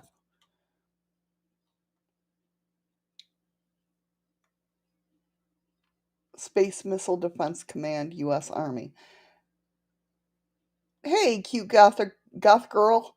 How you doing, kitten? Hope all is well with you. So anyway, he's got a recommendation from Vinny Pinto, who is a mystic, spiritual teacher, guide, healer. But it's not, no, it hasn't to, hasn't to do with that mystic spiritual side. But it says this is a recommendation for Valiant Thor. I wish to state for the record that this recommendation is entirely unsolicited and rather I'm offering it freely and spontaneously and simply because I have been very impressed with Valiant Thor the few times that I've met him across the years. I first met, yeah, see, I think he's still down here on Earth, obviously. Well, obviously, right? Um, yes, Andy, he has. Um, but he's also a big, is also a big Bible person as well. So, like, Valiant Thor kind of, like I said, validated his thoughts on the subject. So he said, I heard of Valiant Thor when I was about 10 years old in the early 60s. I had, on a whim, bought a copy of UFO Mag at a local newspaper store, and what happened upon the article with a photo of Val from 1943 about Valiant and his visit here from Venus. See, this says 43, and I know that was a big thing. I do remember hearing about because the picture was from 1943 or something. I don't know. Then in 1964, while attending a weekend ham radio festival gathering, Hamfest in New Jersey, I was introduced to Vale by an older ham radio buddy who worked in engineering for the fabled Bell Labs. Vale was very polite, very courteous, and very charming, and obviously extremely intelligent. He also provided to be very knowledgeable about radios, electronics, physics, and astrophysics, all interests of mine. My buddy told me later that Vale had an IQ estimate of over 800 and that he he was there on Earth temporarily from Venus to provide consulting advice in the US government. I met Vale again in 2004 while visiting a psychics professor friend at my old graduate school at university in PA. Vale had come to campus to visit the professor, and I was stunned when Vale walked into the office because he did not look a day older than when I had met him in 1964, 40 years earlier. This brought this brought home to me that by human standards, Vale is nearly immortal. Vale has once again very courteous and very charming, and again the depth and breadth of his knowledge was obvious, as was his great intelligence. He also mentioned to me that he had gone back to Venus for a number of years after we had last met in 64 and had only recently returned to Earth again to serve as an advisor to the world governments and to the US military in all the interest of promoting world peace. He also told me that his ship was hidden in a forest in Virginia and that someday he might take me on a quick jaunt to visit the famed methane waterfalls on Jupiter. I can say that I have never met a more intelligent, knowledgeable, courteous, and charming being than Vale in my life, and he looks almost totally human. You need to look closely to notice that slightly odd shape of his hands, which we did see that thumb is very elongated. Um, at least in my opinion. This is all, in my opinion. Um, I guess. And the fact that he has 6 fingers, or the fact that he has no fingerprints.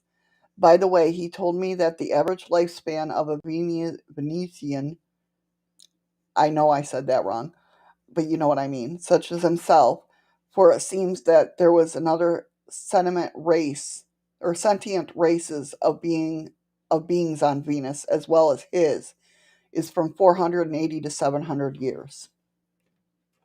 So, did Frank die or transcend his body to possibly go work with everything that I heard that says that he passed away in 2000. Interesting, Andy. I didn't even think about that.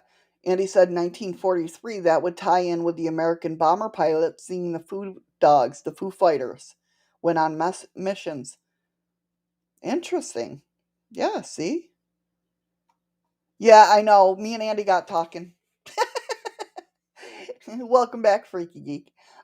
Yeah, so I mean, it's just very interesting, and I'm still gonna continue to, because after getting that weird feeling last night, and like I said, you can think I'm crazy, I don't care. I know my experiences, and I know how well I know my body, and I know it reacts to different things. You guys have known me long enough. Most of you hung around with me for the last 3 years. So when I say stuff, I mean it. You know what I mean? So when my body went wonky and I felt like I was going to get sick, that throws a flag up to me. Not a red flag because I didn't feel anything negative with it, but um that's right. And he's like, "Miss, we don't think you're crazy. We know it." That's right. Damn it. Um but yeah, I just know something was different around me. Do you know what I mean? And I said that before. Like when we watch Chad Kalick's videos and, you know, I forgot for the life of me, I can't remember one of his freaking videos that we watch. But anyway, um, No Face the Gray and stuff like that. Yeah, kind of like Vertigo. It was a very weird feeling.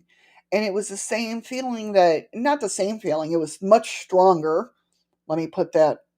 It was much stronger that, like, when we watch Chad Kalick's videos and anything like that, like, if something comes in, I feel the different change in the atmosphere. No, I feel the different vibration frequency. Anyway, um, you get what I'm saying, and it's like when it has to do with aliens, and I don't know, and it could be my mind. I don't know. I'm learning and growing just like you guys. You know what I mean? Every day. I might be 48 years old. I might be on my path since I was 16, but I'm still continuing to learn, right? Still continuing to learn. And so if it's different, like when we talk about aliens and something comes in, it's a different frequency. It's not like spirit, like energy. It's not that feeling. It's a totally different. And the one last night when I did that, it was strong as a motherfucker. I'll tell you that. Uh, that's right. Crazy does attract crazy. Andy says that explains why Nicole likes me freaky.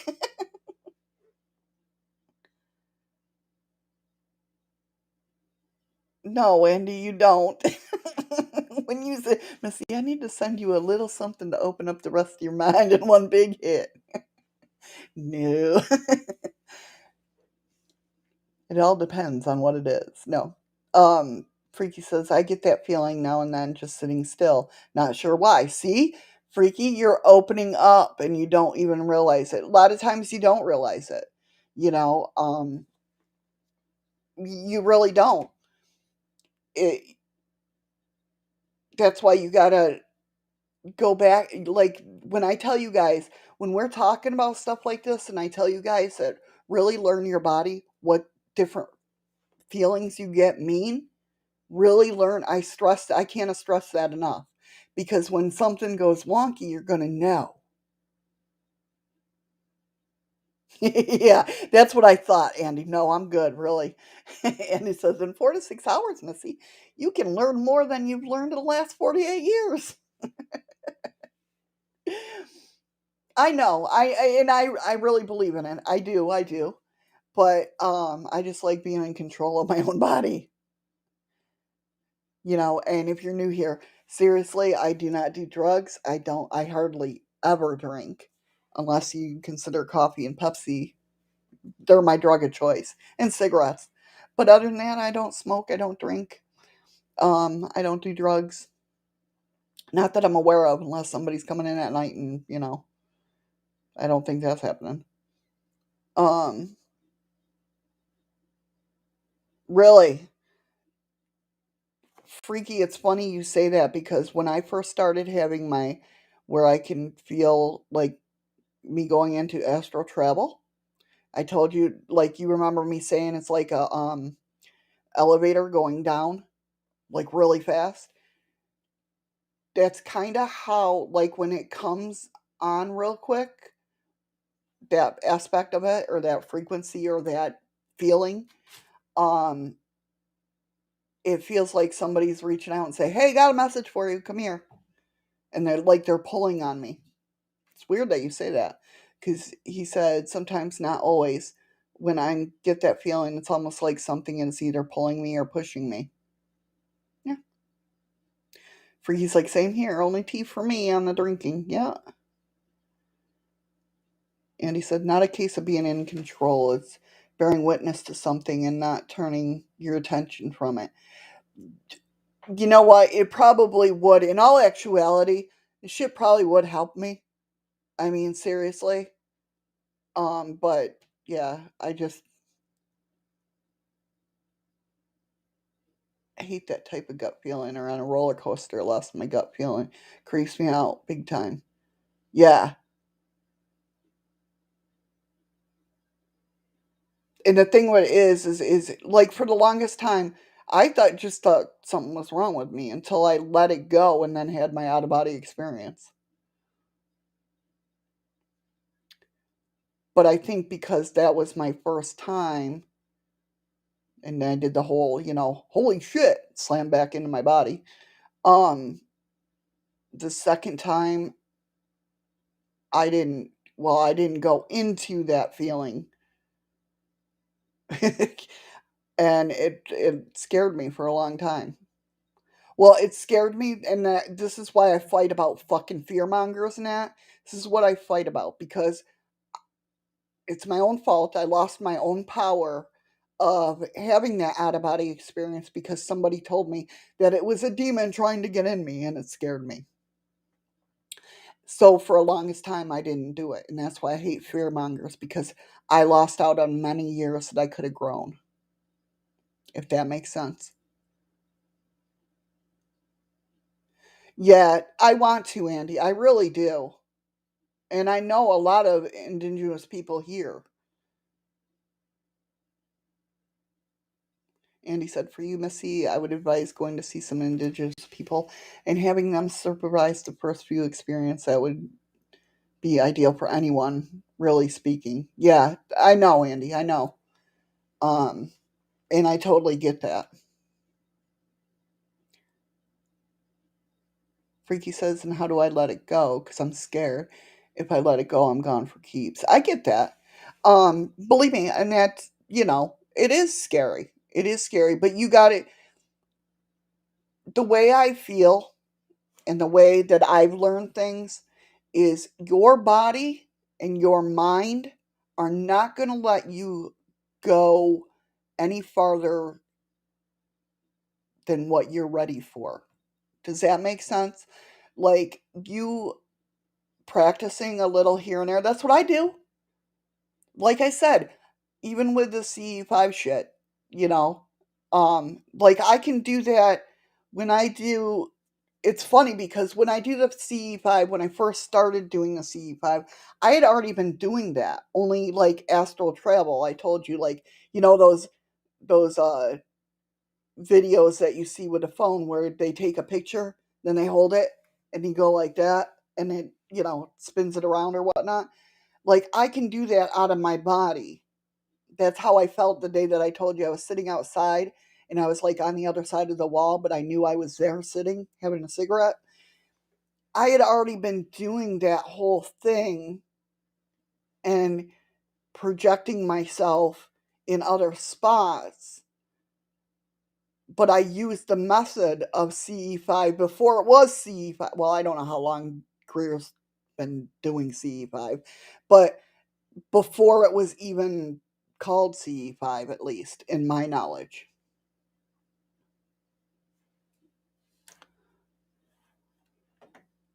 Good thinking, Annie, but find somebody you can really trust. Yes, and I really trust the elders up here. Somewhat. No, I do. But yeah, you gotta, yeah, and that's the thing. That's kind of like with the Matrix, takes a leap of faith, right? Oh, I see pictures on Facebook like that. Kind of trippy when you're scrolling. Yeah, it is kind of trippy, right? But it's kind of, that's how the only thing I can explain it on how what I go through when I'm doing that. It's the only thing.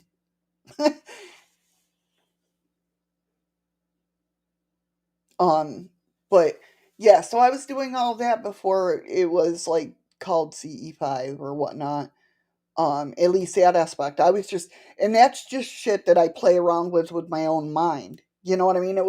I think what brought that particular thing when I was sitting out back having a cigarette was because we were at that time we were talking about the whole Matrix thing, not the movie, but the whole living in a Matrix thing. And like if mountains, this is this is gonna sound strange, but it's me, so you guys know.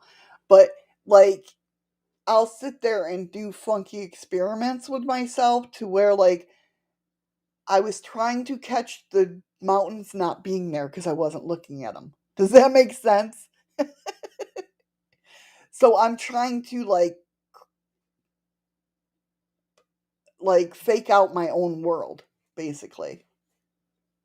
And this is what I do. This is what I sit around and do. When I say I'm doing little experiments in my own, it's stuff like that. It's how I do it. It's all fun though. It's how you learn. It's how you learn. That's why I tell everybody, freaking practice, because that's how you learn.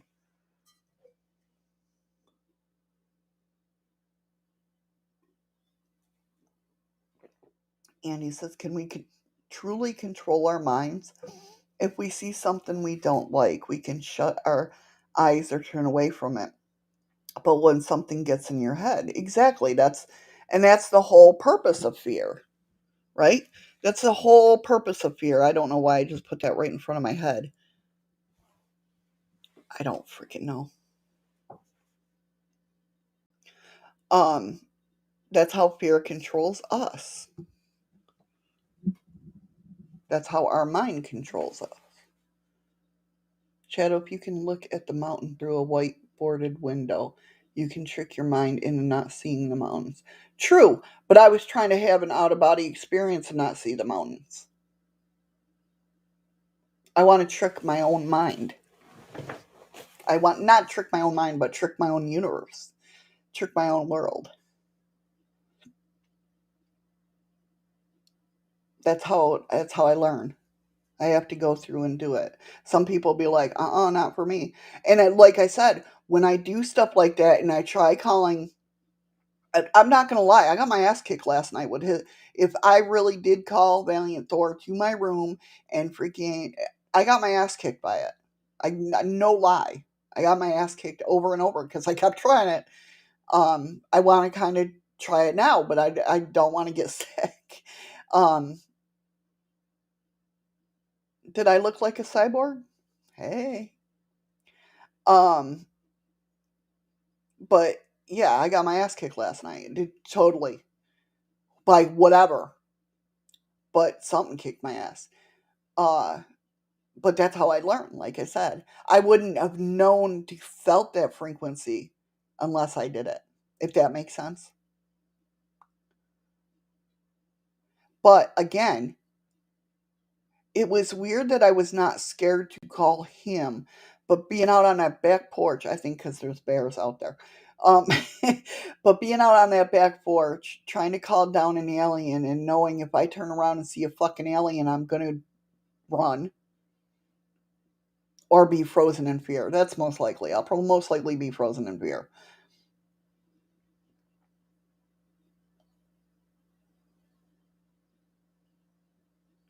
Think of it. It's seeming like a light bulb for the very first time. You won't communicate with it. You will not touch it until you learn that it's bloody hot. Right, exactly. And that's how I look at things when it comes to my spirituality or my way of thinking about the universe. It doesn't even have to do with spirituality anymore. It has to do with, yes, I used spirituality and witchcraft for a very long time in my findings, I guess, or um but as I'm getting older and as I'm learning more, I don't need things to help me along.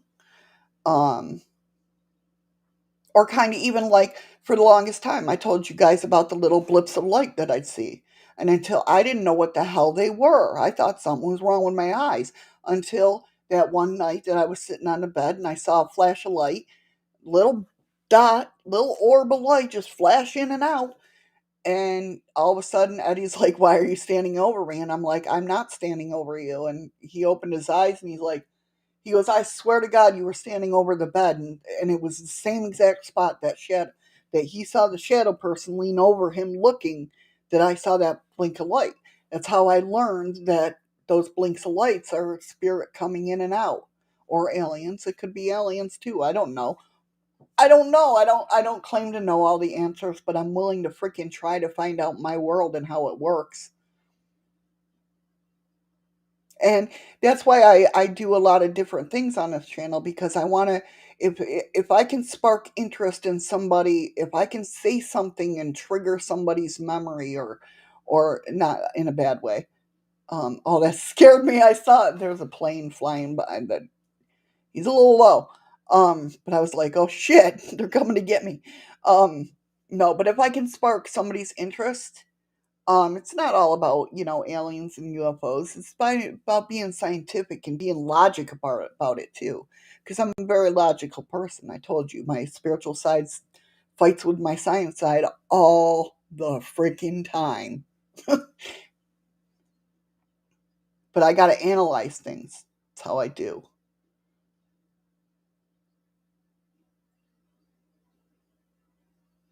Think it's like seeing a light bulb. Oh, I already read that. Duh.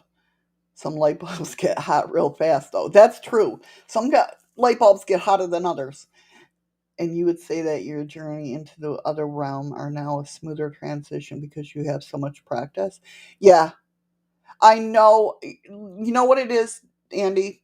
Honestly, I have more confidence in myself. Do you know what I mean?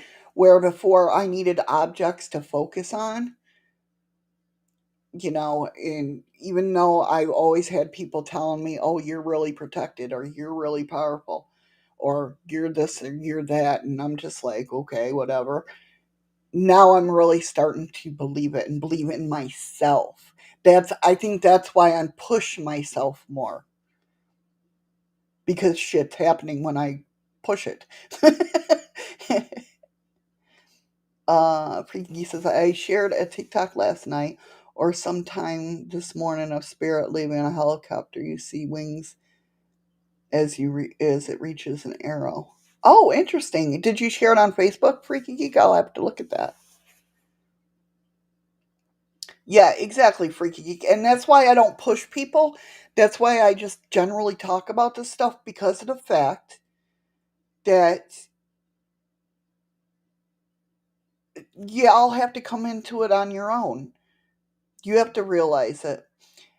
Just like somebody told me that I had to push Eddie. No, I'm not going to push Eddie. And look how far he's come from me not pushing him.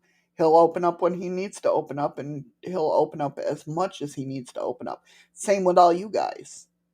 We're all on different timelines. Not timelines, but different. I don't know. I don't know how to say it. You know what I mean, though. Hopefully. So it could not be that some more practicing try to contact Valiant Thor, that the journey of all the connection will become smoother and easier for you. Could it be not that with some more practice?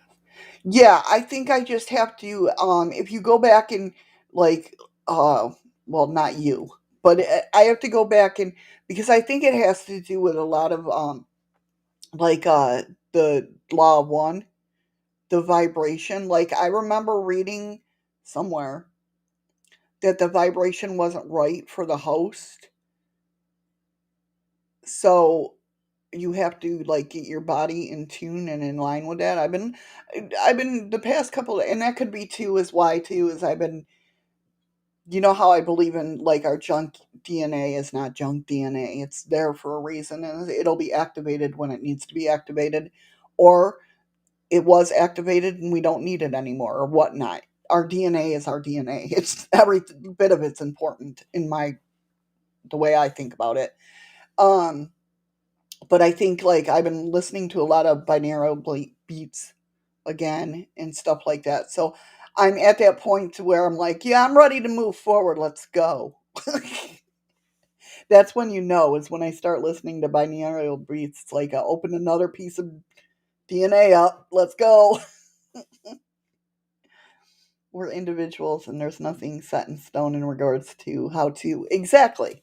I'm a big believer in that. Get you a tuning fork. I know. I sell tuning forks. Is that what it is? And it's like, I know what caused it, Missy. You made a collect call to Valiant. I did. It very well could be. That very well could be. You never know. But it's just wild how it happened. And, like I said, I analyze everything. But this truly, I got excited about it. Like, I was just like, I didn't feel good, but I was like, I got excited, like, oh, something pushed back. Shit. Hold on a minute, guys. I'll be right back.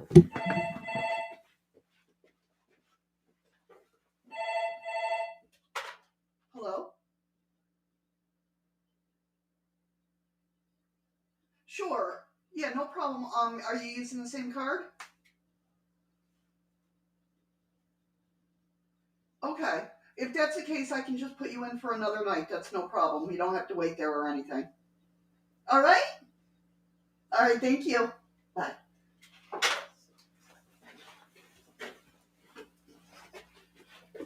Oh, you guys heard my phone voice. Okay, I'm back. Sorry, guys.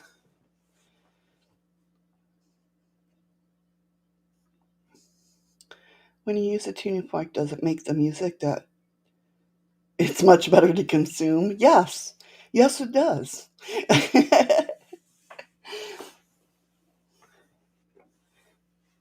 But yeah, I mean, it all, you have to find your way of letting go of that fear, if that makes sense. I still have fear. That's why I ain't like gone. Yes, my phone has a voice. That wasn't my phone voice. Hello. You want to hear my spiel? Thank you for calling Mountain Sky Hotel and Suites. This is Missy. May I help you? The first time my boss heard me talk on the phone, she's like, "What?"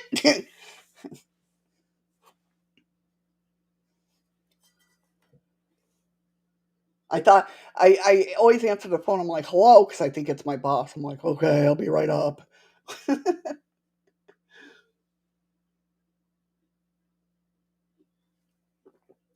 But now we have it written up there because I'm on call.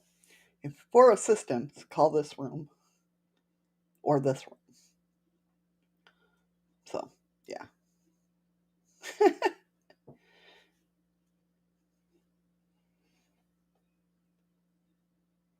All right, guys. Well, it is 12:05 my time.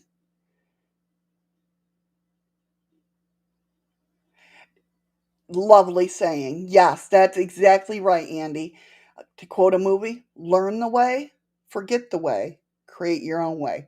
That is beautiful. I absolutely, what movie is that? I freaking love that. I absolutely love that. I see Nicole White here. I thought you weren't. I'm like, where'd Nicole go? I thought maybe you were sick or something, but it's not coming. Your little icon things you aren't coming in. I love you too, Nicole. But yeah, that's exactly how it is.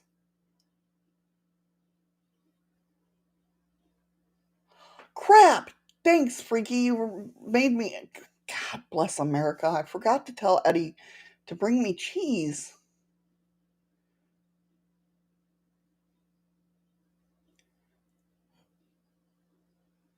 Okay, hon. I figured something. I mean, I didn't know. Oh, that is. Yeah. Jet Li and Jackie Chan. Was it Jet Li or Jackie Chan, or was it Rush Hour?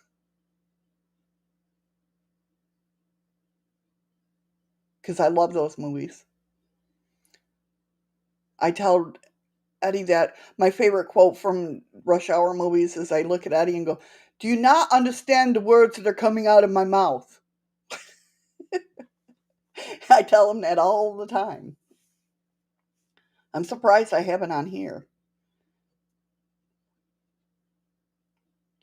I like extra sharp cheese. I have the pepperoni. I have the crackers, but he totally walked out of the store last night without cheese. How can I have crackers, pepperoni, and cheese with no cheese? So, but it's okay. He got me taco bites. So I had something to munch on during the movie. All right, guys. With that being said, there's a lot of those.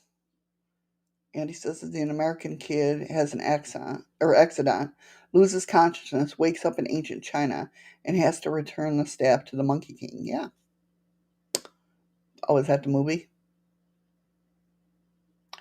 Oh, wait a minute. That sounds familiar. I don't know. Anyway, I need a smoke. Cigarette, Andy. Cigarette. Um, I love you guys. Tomorrow's Thriller Thursday. Legends and lore. What are we talking tomorrow? Are we talking? Do you guys want to talk about the Hopkinsville's goblins? I love that story. That's one of my. That is my favorite story. We can do. With it being legends and lore, we can do with just about anything.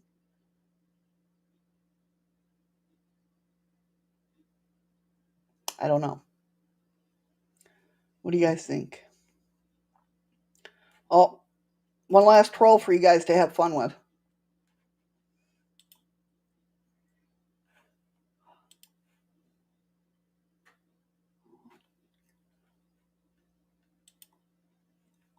All right, just making sure that I haven't missed anybody. No, we're not doing Bobby and Bruce. I don't think if I sat there and said we're doing Bobby and Bruce, Eddie would come down here and kick my ass.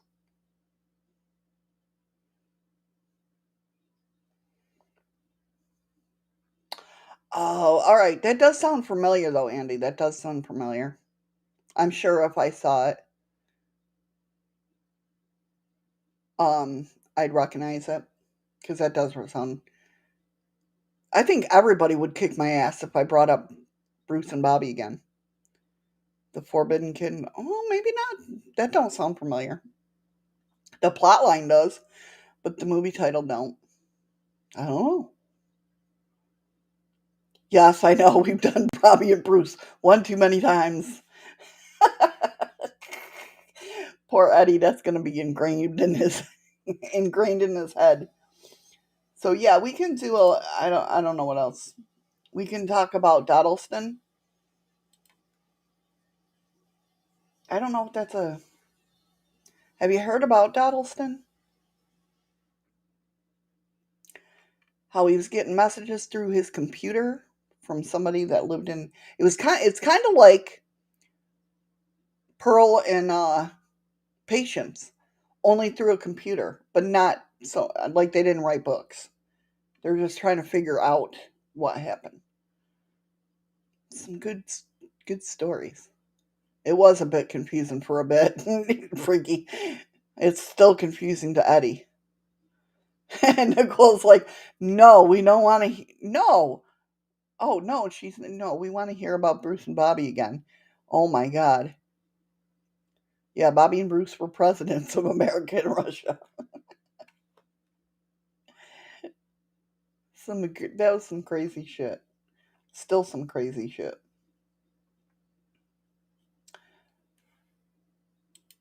Have I talked about the Hobgoblin? The Hopkinsville Hobgoblins? I feel like I keep saying I'm going to talk about them and I never do. I think because it's my favorite story. I don't know. Well, we shall see. All right, guys.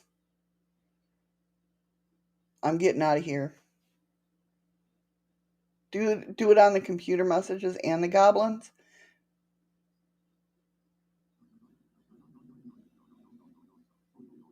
Have you?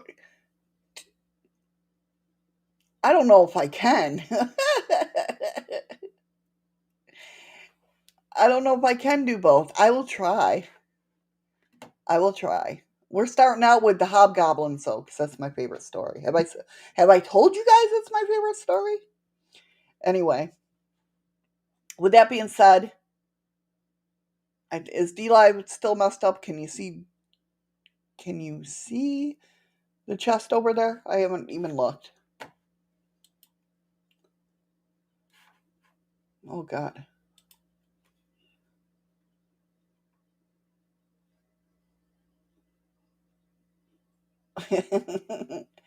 Or split over different days.